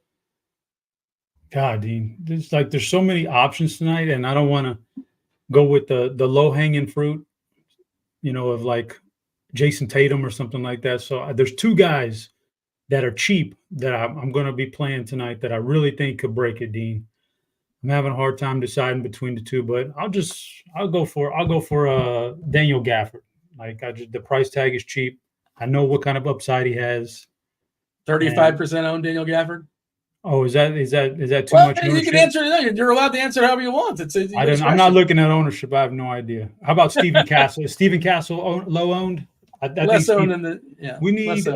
Castle needs defensive stats, but I think he can get them. So Stephen Castle breaks it with, let's say he grabs 35 DK points because of steals and blocks. Shout out to Tim for jumping on. We appreciate that with the tech issues for Bobby. Hopefully Bobby's doing good going forward. Chop is too much usage for Chop. Yeah, I'm in my latter Jason Kidd stages now, man. Chris Paul, by the way, he's playing a bunch of minutes these days. So speaking of, we didn't really talk about him, but yeah, revenge game for him too. Tim, you got a player that's breaking the slate? I'm going to go with Jalen Brunson. Okay. Speaking of players that are breaking the slate, we have one of the hosts here for Crunch Time let you know in the chat that he'll verbalize it in just a second. Neil Orfield. We have Kirkwood, who's still on them. He's a gamer. I think he's still a little bit sick. And then, of course, chief meteorologist Kevin Roth, also basketball expert and slate breaking expert. Let's go ahead and bring on Crunch Time.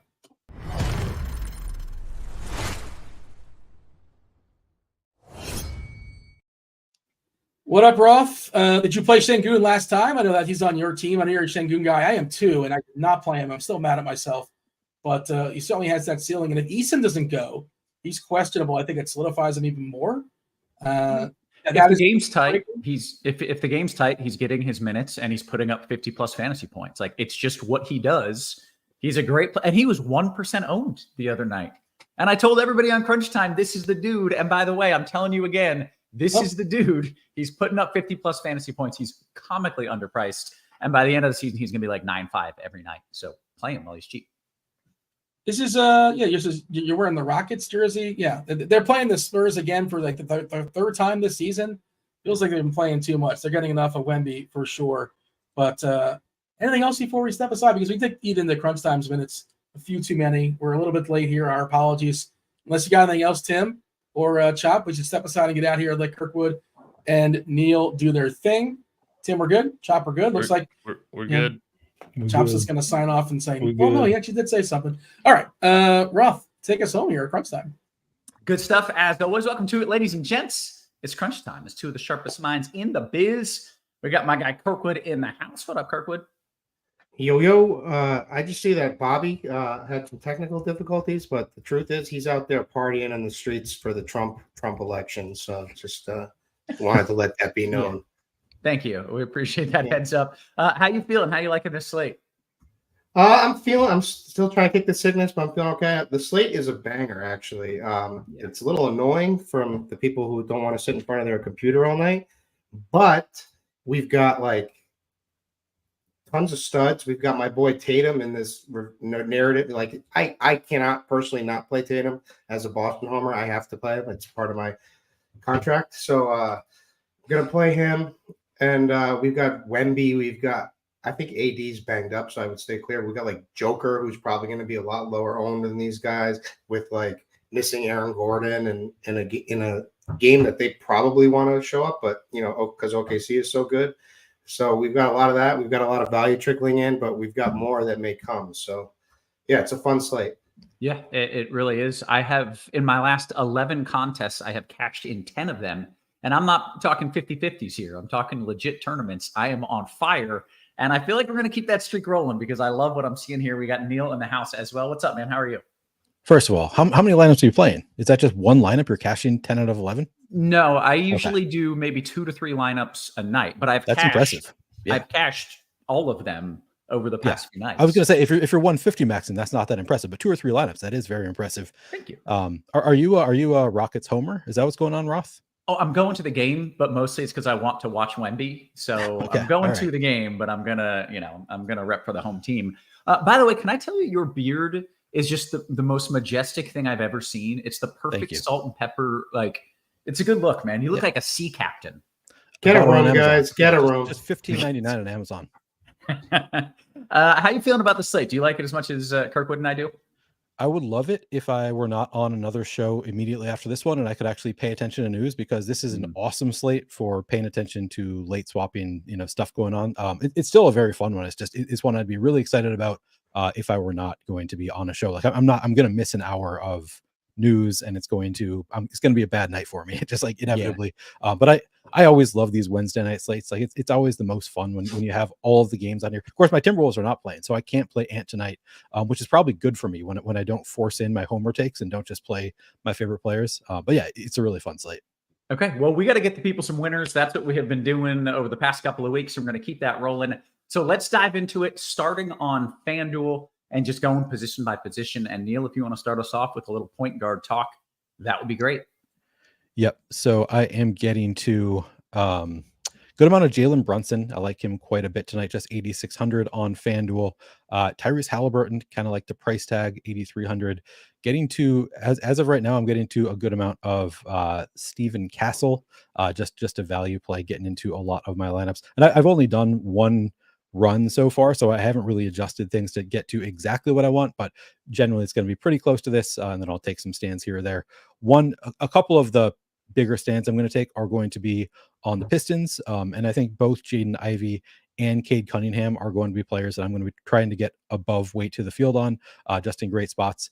Can't really argue with the matchup for Luka Doncic. The Bulls playing at the fastest pace in the league, so I like him quite a bit. Getting to some Jalen Suggs, Fred VanVleet, a number of other plays, but those are my highest exposed for as of right now, at least. Okay, Kirkwood, you want to throw a few more names in there? Point guard on FanDuel. Yeah, so I'm actually a little nervous about Castle at the ownership. Same, yeah. Yeah, I he's a young kid. He's like, does he shoot? Does he score? Yeah, no, he's going to have to get a lot of defensive stats. It's the Rockets. They're pretty. These games are pretty. Like, it's going to be all Wemby. which he may very well, have a lot of lobs to Wemby and whatnot. But I'm worried. I'm also worried foul trouble potentially. I just think there's a lot of ways it could go wrong at that ownership. And Roth will be booing him there, so that's aggressively. Yeah. From my courtside seats. Depending on how old he is, your aggression may be a little higher. But Jaden Ivey, I think Kyrie Irving's a good play if you don't play Luka tonight. I think Derek White is a good play because he just gets massive usage increase when Jaylen Brown is out. I think this game is going to be nuts. I'm playing Tatum, so I won't play White tonight, but I wouldn't blame you if you do. Westbrook is too cheap for this role. Plus, you get the little OKC, former team narrative a little bit. Jalen Brunson is good, like Neil said. Suggs, Garland, and Luka would round it out. I think no, I'm not going to go there. I was thinking Halliburton is kind of sneaky just from a stud at low ownership perspective. So I just want to throw that there. But he maybe kind of sucks now. So yeah, and it's also not the greatest matchup either. But this game could end up being close. Yeah. Okay. Let's go to shooting guard. What do you got there, Kirkwood? All right.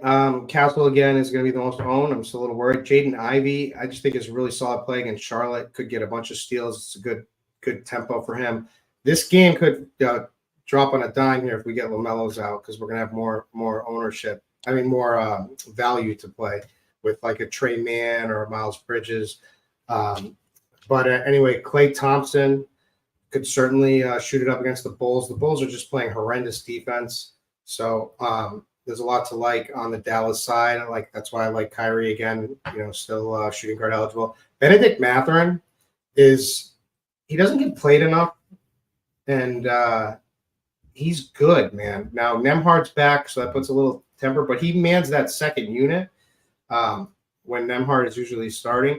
And he just gets buckets. So he's 5,400. So if he rounds out your lineup, I like that. Jalen Suggs has just, blown away our expectations. He's just been doing a little bit of everything, and he's had some really big offensive games. And so his prices come up a little bit, 7,900, but I still like him. And then, that's about it. Mikal Bridges, maybe just for the Tibbs minutes against Atlanta, but that's it. Okay, we did get word, by the way, that LaMelo is in. Okay, so that's kind of one pivot that we don't have to worry about. But I assume he's very playable since he's in, right? Well, he may be banged up a little bit, but yeah, he's always playable for sure. It's Detroit. This could be a good game for him. He's in. You got to assume he's okay. So yeah, he's up there for a stud. Yeah. Okay, Neil, you got a few more names there at shooting guard for us? Yeah, I would say I am definitely interested in some of LaMelo. Man, Detroit playing at such a slow pace this season. I'm just looking that up there. I think of them as being a little bit of a better matchup, but they're 27th in terms of pace of play. So not quite the great matchup that I think of it as being. But yeah, I had the same mental hurdle. I thought of them as a faster paced, poor defensive team, but I guess that is not the case, at least so far. Yeah. Still, I mean, playable because he's LaMelo. He has such great usage, but that is worth noting. A lot of the same players. I mean, Castle is there. I do agree with you that I am hesitant about it, especially because it is one of the, I guess it's not right at lock. It's an hour after lock, but we could get better value opening up later. So I don't really want to lean into the Stephen Castle chalk. I'll probably end up overweight there, but still getting to a good amount. Klay Thompson, I like that call out quite a bit. Again, just the Bulls have been a great matchup. He's only 5,200. I'm getting to some Julian Champagne at 4,600, getting to a good amount there. Halliburton, again, 8,300 looks good. Jaden Ivey. It's a lot of the same players. Christian Brown, I'm getting to at shooting guard, not eligible at point guard. KCP, I'm getting to a little bit of, again, not one of my favorite plays, not great chalk. Probably try to get a little bit under there on KCP, but I think he's a fine play. Getting to a little bit of Derek White. I like the call out of Kyrie when you're not playing Luka. I think I'm going to force in a little bit more Kyrie, just because, again, great matchup. The price is not too bad on Kyrie, so I like that. A little bit of Mikal Bridges, Benedict Mathurin, Tyler Harrow, Kobe White, Terry Rozier, and then just a smattering of some other guys. Very good. Take me to small forward. Yep, at small forward, Najee Marshall is just going to be could be in all my lineups, and I would just probably accept it. I'm not 150 maxing. If I were 150 maxing, maybe I'd try to get away from all of my lineups, but the spot is just too good for Najee Marshall. I don't know if he's going to get the start, but he played 34 minutes in the last game, missing some of his teammates, and he's a pretty good fantasy point per minute player. He's 0.83 fantasy points per minute, going to play significant minutes, and just 3,900 on FanDuel. He's cheap on every site, just kind of a smash value again in playing against the Bulls, who play at the fastest pace in the league. So Najee Marshall is almost a lock for me in my lineups. But again, in a 150 set, I would try not to have him in all of them, but I might. I'm playing 40 lineups tonight, and I think that he's going to be in maybe all of them. Again, Klay Thompson, Franz Wagner looks good at 7,600. Nice matchup with the Pacers. Looks pretty solid there. Jason Tatum getting to a good amount. Caleb Martin once again just 5,000. Keegan Murray, LeBron, nice matchup with Memphis, who has been playing it. I should look that up. I want to say they have like one of the worst defensive ratings. Nope, that's not right. Do they play at a fast pace? I was looking at them as a positive match. Okay, 6th in terms of pace of play. So kind of a nice matchup for LeBron. And then obviously if AD ends up sitting, he's going to look awesome. And then it's a lot of the same players that shooting guard Christian Braun is there. I guess Miles Bridges is at small forward, looks pretty good. Small forward, power forward. Mikal Bridges, OG Anunoby, Mathurin. Josh Hart looks really interesting. Just he plays so much. The minutes really for Josh Hart are so good that he's I always want to have at least some exposure to Josh Hart, get those minutes in. DeMar DeRozan, pretty nice matchup with Toronto. And then nobody else over 6%. Okay, now I want to do a follow-up because according to Tasteful Tides in the chat, AD and Rui are out. We mentioned that's a bump for LeBron, but is there anyone else there that we think of? Like, LeBron's the natural pivot, of course, that's the spend up, but is there like maybe a cheap guy that's going to step up into a role that we like there? Yeah, I mean, there's definitely going to be, but let me recalibrate because I had not seen that. I think Austin Reeves will pick up a lot more of scoring. You know, he's someone that can they lean on for scoring in situations when guys are out. Yeah. Let's see here. And if we just want to let projections trickle in, that's fine. We can kick it to Kirkwood for small forward thoughts. Yeah. So this is that's a very impactful. I thought that might happen, but I was kind of hoping that AD just kind of like winged it tonight and people played him, and I was going to fade him. So for small forward, my boy Jason Tatum, you have to play this narrative. He's come out hot this season. I think they're going to really try to stick it to Kerr. I bet the Celtics tonight -6. The props are just really high on Tatum. I would try to over a ladder, but they're so high I decided to not do it. But Najee Marshall, good chalk, delicious chalk. He just does a little bit of everything. He played 34 minutes the other night against the Pacers, 38 fantasy points. Feel much better about him than as opposed to like someone like Castle. Najee's a good NBA ball player at this time in Chicago. Is just a great matchup. Franz Wagner, kind of finding his groove here a little. Should be coming on a little bit more. I think you're going to start seeing his offensive production go up and up as we go through the season. So I like him. Josh Hart, just minutes play against the Hawks. Benedict Mathurin again, and LeBron is going to shoot up for sure. And this game, is going to be more. I think like now this makes like a LeBron and Ja that like matchup like pretty good. And Ja has just done. Have you seen him? Some of the filthy plays that he's done this season. The 360 layups. That Insane. Yeah. Insane. Like the one he went to dunk and then changed his mind, did a 360 and flipped hands. He's awesome to watch.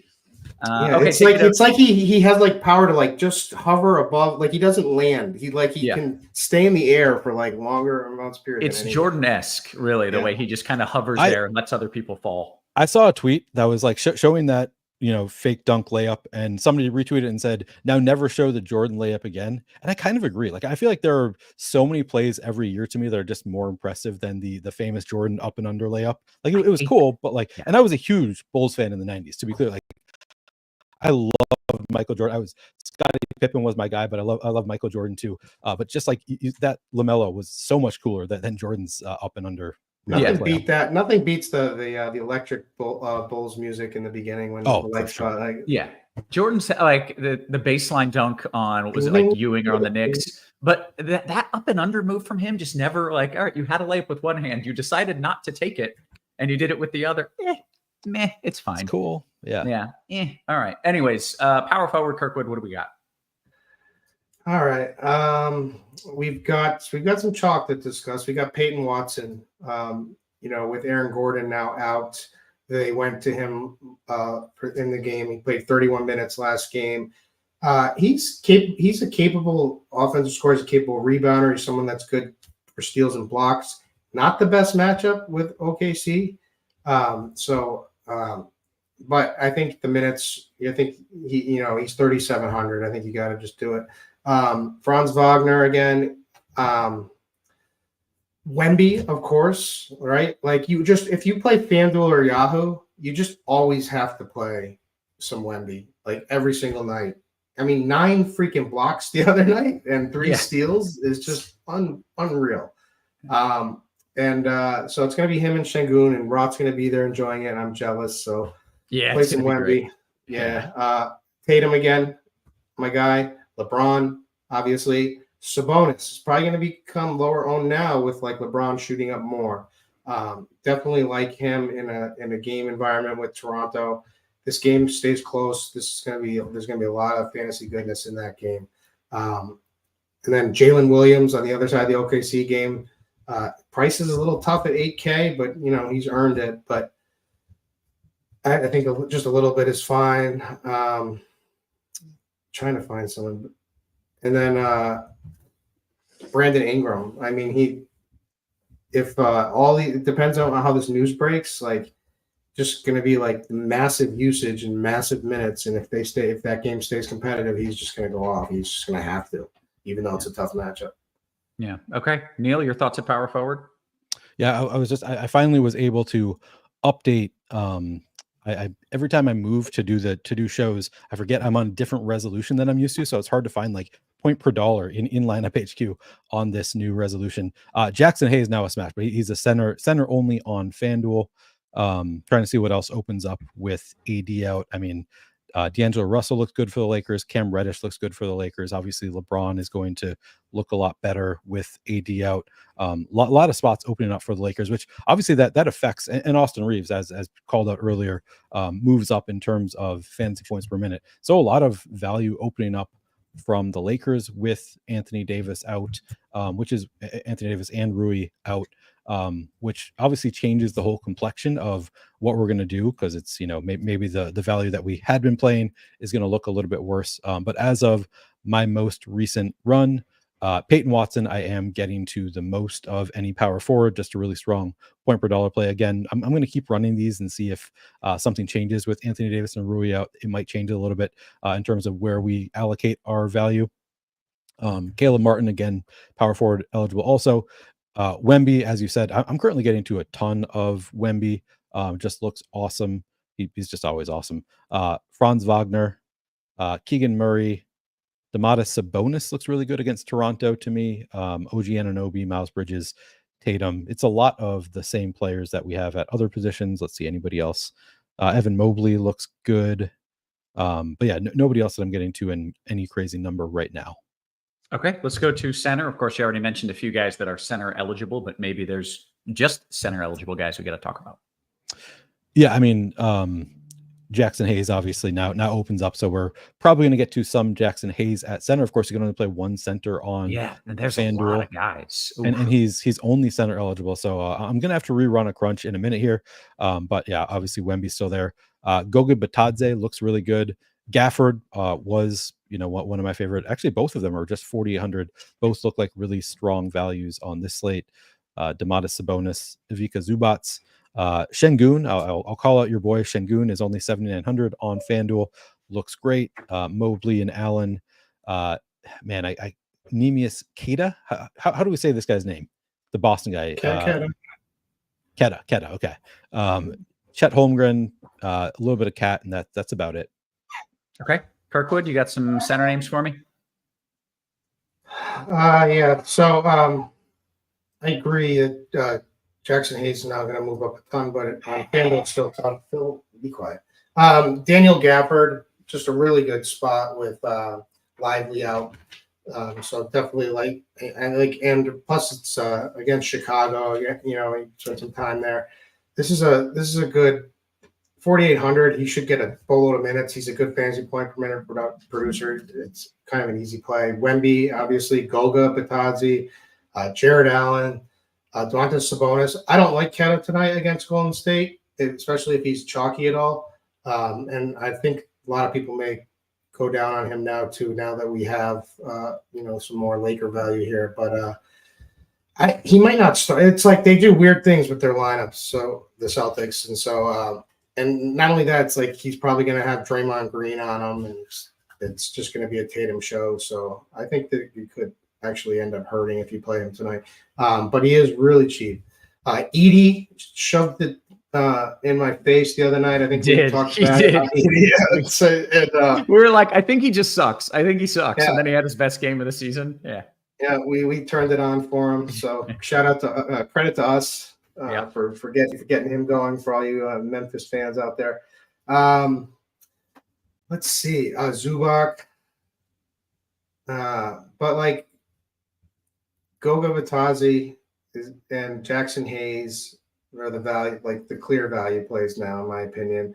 And then LeBron is now a clear stud in like those lineups. And so those are the center options. Can we talk about Gafford real quick? Because usually he kind of splits minutes with Lively. Lively's out. Yeah. Are we certain that he's suddenly going to jump to 30 minutes, or are they just going to plug in like Maxi Kleber? I don't know, somebody. Kleber's out too, but I think Powell is there, who hasn't been playing. God, I hate him. Yeah. Okay. His face too. He has a punchable face, right? Like really it's yeah. I don't know. Something about that guy. I really don't like him. Okay. We got to kick it over to DraftKings. We still have 15 minutes or so until lock. Before we do that, we're searching for the value. We're helping you find the value as well, because it's the busiest time in the sports calendar. Perfect time to sign up for RotoGrinders combo. For a limited time, get your first month of combo access for $79.99. That's a steal, because it's just $5 more than NBA premium, and you get all the other sports. Don't pass it up. Fantastic value going on right now. It is Şengün-like value. It is just straight up underpriced. You want that in your build. Make sure you get some RotoGrinders premium. Let's kick it to DK and Kirkwood. I guess I'll let you go first. Can I lead in with a question? Is that all right? Yeah. Okay. So I've got like some chalky value guys just locked in every lineup. And I want you to tell me which one is going to screw me over. Westbrook, Marshall, Watson, Gafford. Like those four dudes I have in every single lineup. I have 4 or 5 lineups. I like all of them. I would say the one that may end up that I wouldn't trust would be Watson, but I still think he's a good play.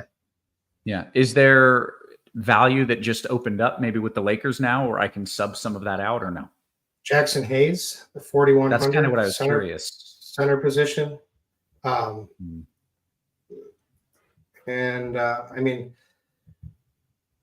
yeah, Watson's power forward. Hayes. Is Hayes center only? Yep. And how can you not play Şengün, right? Is that what you're doing? Yeah, that's it. That's literally the lineup I was looking at. I was like, well, I'm not taking Şengün out. Okay, well, we only have 13 minutes until lock, so let's dive into it. Kirkwood, what do you like at point guard on DK? All right, point guard. Russell Westbrook, cheap for the role, back against OKC, playing a bunch of minutes. Team's even thinner tonight, so he's been producing. He's coming off of a 40-point fantasy game.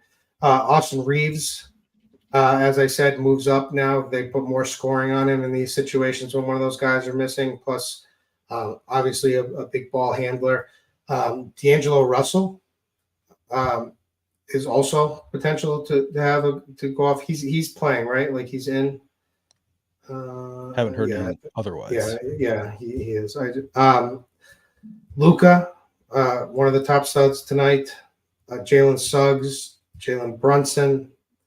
I still like Kyrie Irving. If you're not playing, it's the same concept. If you're not playing Luka, bump up Kyrie a little bit more.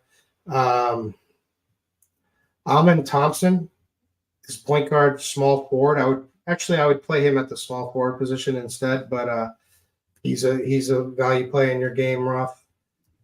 And then Derek Wright, Lite, like I said, and John Morant, easy run back for LeBron. Yeah. Okay. Neil, you got a few more names there at point guard? Yeah, and with the updates, I'm getting to a ton of Austin Reeves is now my highest exposed point guard on DraftKings. Russell Westbrook, he's a fine value on FanDuel, but he's kind of a smash on DraftKings at 5,000. D'Angelo Russell at 5,600 suddenly looks awesome. So the Lakers really did just jump quite a bit with that news. I'm getting to some Jalen Suggs, Jalen Brunson, Tyler Herro, Chris Paul, Kyrie Irving, Luka. Luka, I might have forced myself to a little bit more. I guess he's still projected for a good amount of ownership. Cade Cunningham, I forced my way to a little bit more there. I think the ownership projections are probably still shifting with the Lakers news. Like a lot of these players are going to lose some ownership as Lakers ownership increases. So I think Cade Cunningham might be single digit ownership against Charlotte, who's really bad defensively. So like him, I like Jaden Ivey for kind of the same reasons. Ja looks, like you said, kind of a solid bring back. And then nobody else that I'm getting to in any kind of meaningful way. Yeah, I landed on a good deal of Cunningham as well as I was making my lineups. Take me to shooting guard, Neil.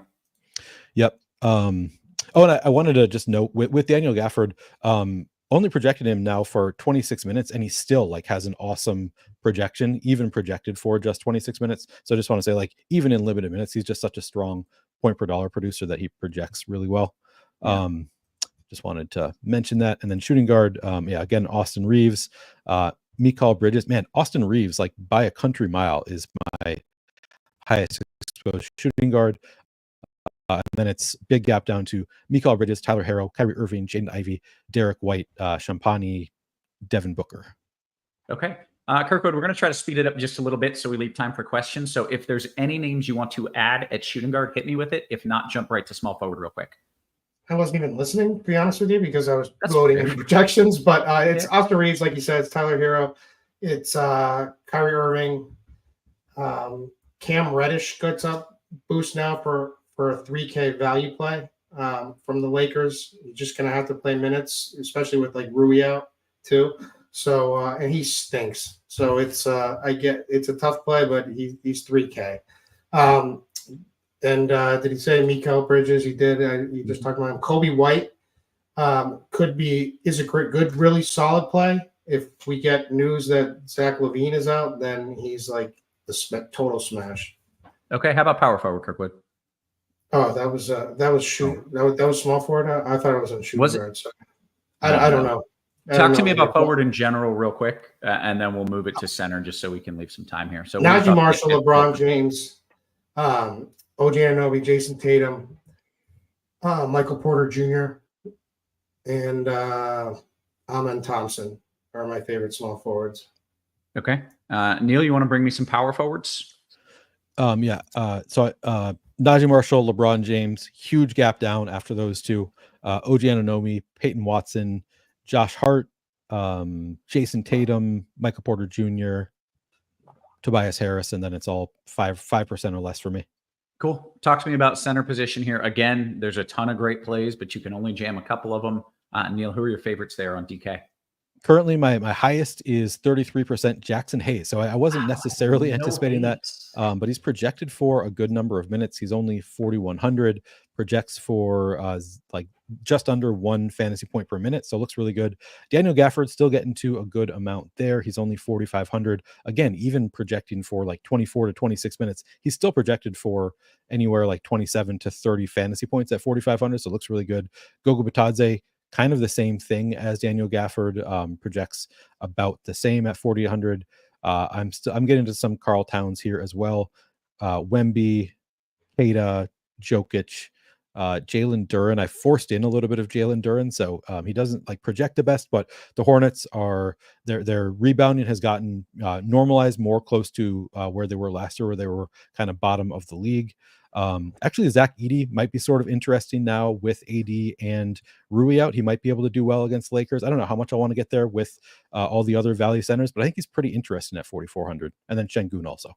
Okay. I'm making some of that pivot, half my lineups from Gafford to Hayes, and that money actually is making some other things work. So I'm quite pleased with that. Kirkwood, you got some names you want to throw in the mix there at center? Just like Neil said, he pretty much got everybody. Hayes, Gafford, Cat, Karl Anthony Towns, too cheap. Joker, just people are going to be playing LeBron, and there's a lot of Tatum love, and there's a lot of Luka love. No one Joker's just going to go down or lower and lower in ownership. Wemby, obviously. Miles Turner, if you need someone cheaper. Goga for the real cheap value, and Edie, like Neil said, could work. Yeah, that's about it. But we also, we still have Pelicans news to come in. So let's go through that real quick before we open up questions. Is all we're really waiting for is Zion, or no? We've got more than that. What situations are we still waiting for news to break? Well, there's for the Pelicans in general, there's a ton of news. Right. It's Zion, it's Jordan Hawkins questionable, it's Alvarado's questionable, so they may have nobody. But we'll see. Are there any other spots that we need to monitor? Zach LaVine is a big one. For 8:30 in the Bulls Dallas game, and then that looks to be about it. Okay, very good. Let's open it up to some QQs. Carolina guy says FanDuel GPP. I'll let you both answer your favorite stud or studs. Who do you got, Kirkwood? I mean, I'm a Boston homer, so I'm going to say Jason Tatum. Other than that, I mean, the right play for a stud is LeBron, just because he should have to do everything tonight, and he's been playing well. But I also love Wemby. Yeah, but Tatum's not the wrong answer either. He's in a great spot. Tatum is the right answer too. Absolutely. Yeah. Neil, you got a name or two, your favorite spend ups on a FanDuel GPP? Yeah, I mean, Tatum is the right answer, but LeBron is the righter answer. Yes. LeBron just looks awesome. He's like the clear top point per dollar of the spend up guys. Yeah. Okay. What else do we have here? FanDuel single entry. Okay, we're talking that center position with a lot of value. Neil, Gafford, Goga, or Hayes at center. Plus, how many Lakers are you okay with in a lineup? FanDuel single entry. It'd probably be Hayes for me. I normally on slates this size, I limit myself to a max of 3. I think I'm going to do that even here. We do have enough value on the Lakers. I think you could play the max, which is 4 on FanDuel. But I think I like to limit myself to 3 generally on these larger slates, and I think I'm going to stick with that. Yeah, and there's value elsewhere. It's not like that's the only spot where we're finding value here. Let's see, Hayes or Gafford, FanDuel GPP. Kirkwood, you got a favorite between those two? I actually think that Gafford is going to be better tonight. Okay. Very good. Hey, if you're watching this on YouTube and you're trying to remember how much you paid for the show, it's free, which is outrageous because it's 2 of the sharpest minds in the biz. All that we ask is you hit that thumbs up, subscribe. We want to get this worldwide. We're trying to get this global. We need your thumbs ups to get the eyeballs. So make sure you hit that thumbs up for us. Let's see. For free? John Prestige says, worldwide. Prestige worldwide. Neil, John says Hayes and Wagner or Okongwu and Suggs on DK. Thank you, and smash the like button. The former, Hayes and Wagner. Very good. FanDuel GPP, Kirkwood, Suggs or Hallie? That'd be Halliburton. I don't know if they call him that or not. I like Suggs better, but I think that's a toss-up. You're a little more expensive for Halliburton, but there's probably a higher ceiling there. But I think the steady play is in this situation is Suggs. I like Suggs more also. Eric says, Neil, you want Vooch or Şengün on DK? What do you think?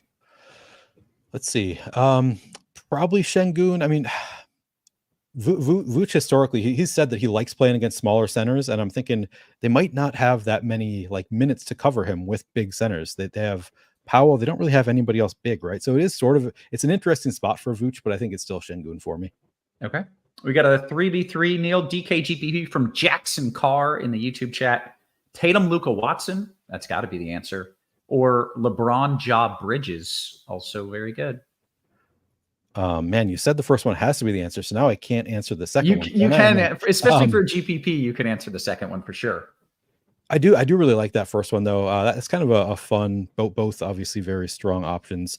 No, I think I do like the first one. Like that's kind of a fun, just two studs in that one is cool. Yeah. Okay. Eric Johnson says, DK Kirkwood, you want Vooch, Şengün, or Chet?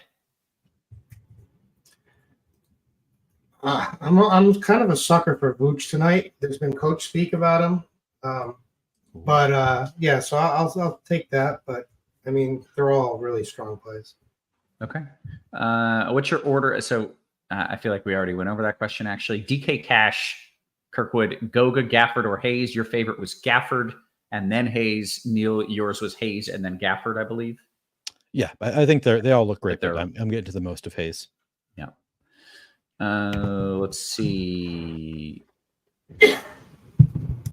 Adolfo says, point guard, you want Steph, Ja, the Brunson burner, or Kyrie? Kirkwood, Steph, Ja, Brunson, or Kyrie at point? Man, I just have a feeling Ja is going to go off, so that's going to be my point. Other than that, the correct answer is probably Kyrie or Brunson. They're both really similar plays, projecting very similar, but just give me Ja. Okay. Neil, I want to bring you in for this question from Freyas. DK Cash, is it double cheap centers tonight? We've been talking Gafford or Hayes or Gafford. Can you just play them both? Is that the right option? Yes, probably. Let's see. I think Hayes kind of has to be in your cash lineup. Yeah, I think it might be that. But you also have Gafford and Goga actually project really similarly at center. I think most likely it is. I have not run a cash lineup, but my guess would be yes to double center. Okay, very good. Blink says, first, Kirkwood sounds much better. Hopefully he's feeling that way as well. Large field, DK GPP, 3,900 for forward. Tristan Da Silva or Peyton Watson? I've already got Marshall in that lineup, Kirkwood. Watson.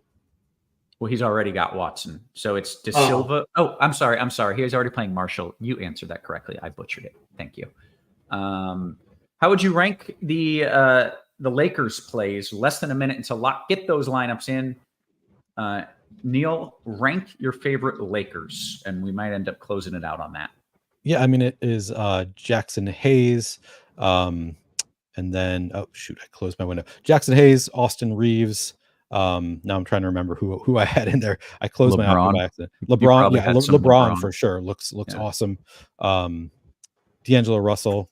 So I think that's kind of the order. Like LeBron is a huge part of my lineups. Jackson Hayes a huge part of my lineups, and then getting to a good amount of Reeves and Russell also. Okay, very good. Was I correct that there's a show on after this? I thought I saw Dean say that there's a show following this. Producer Steve, can you confirm that to be true or false? We have the Pick 6 show for NFL starting in about an hour. Okay, very good. That gives people some time to grab some dinner. We are going to bounce on out of here. Make sure you come back for that Pick 6 show, talking some NFL. I assume. Did he say it was NFL or did I make that up? He did say NFL. It's NFL. All right. I've got to get an Uber. I got to go watch some Wemby Şengün action. So for Kirkwood, for Neil, for our wonderful production crew, always working hard behind the scenes. Guys, we appreciate you. We love you. And we will catch you tomorrow. You have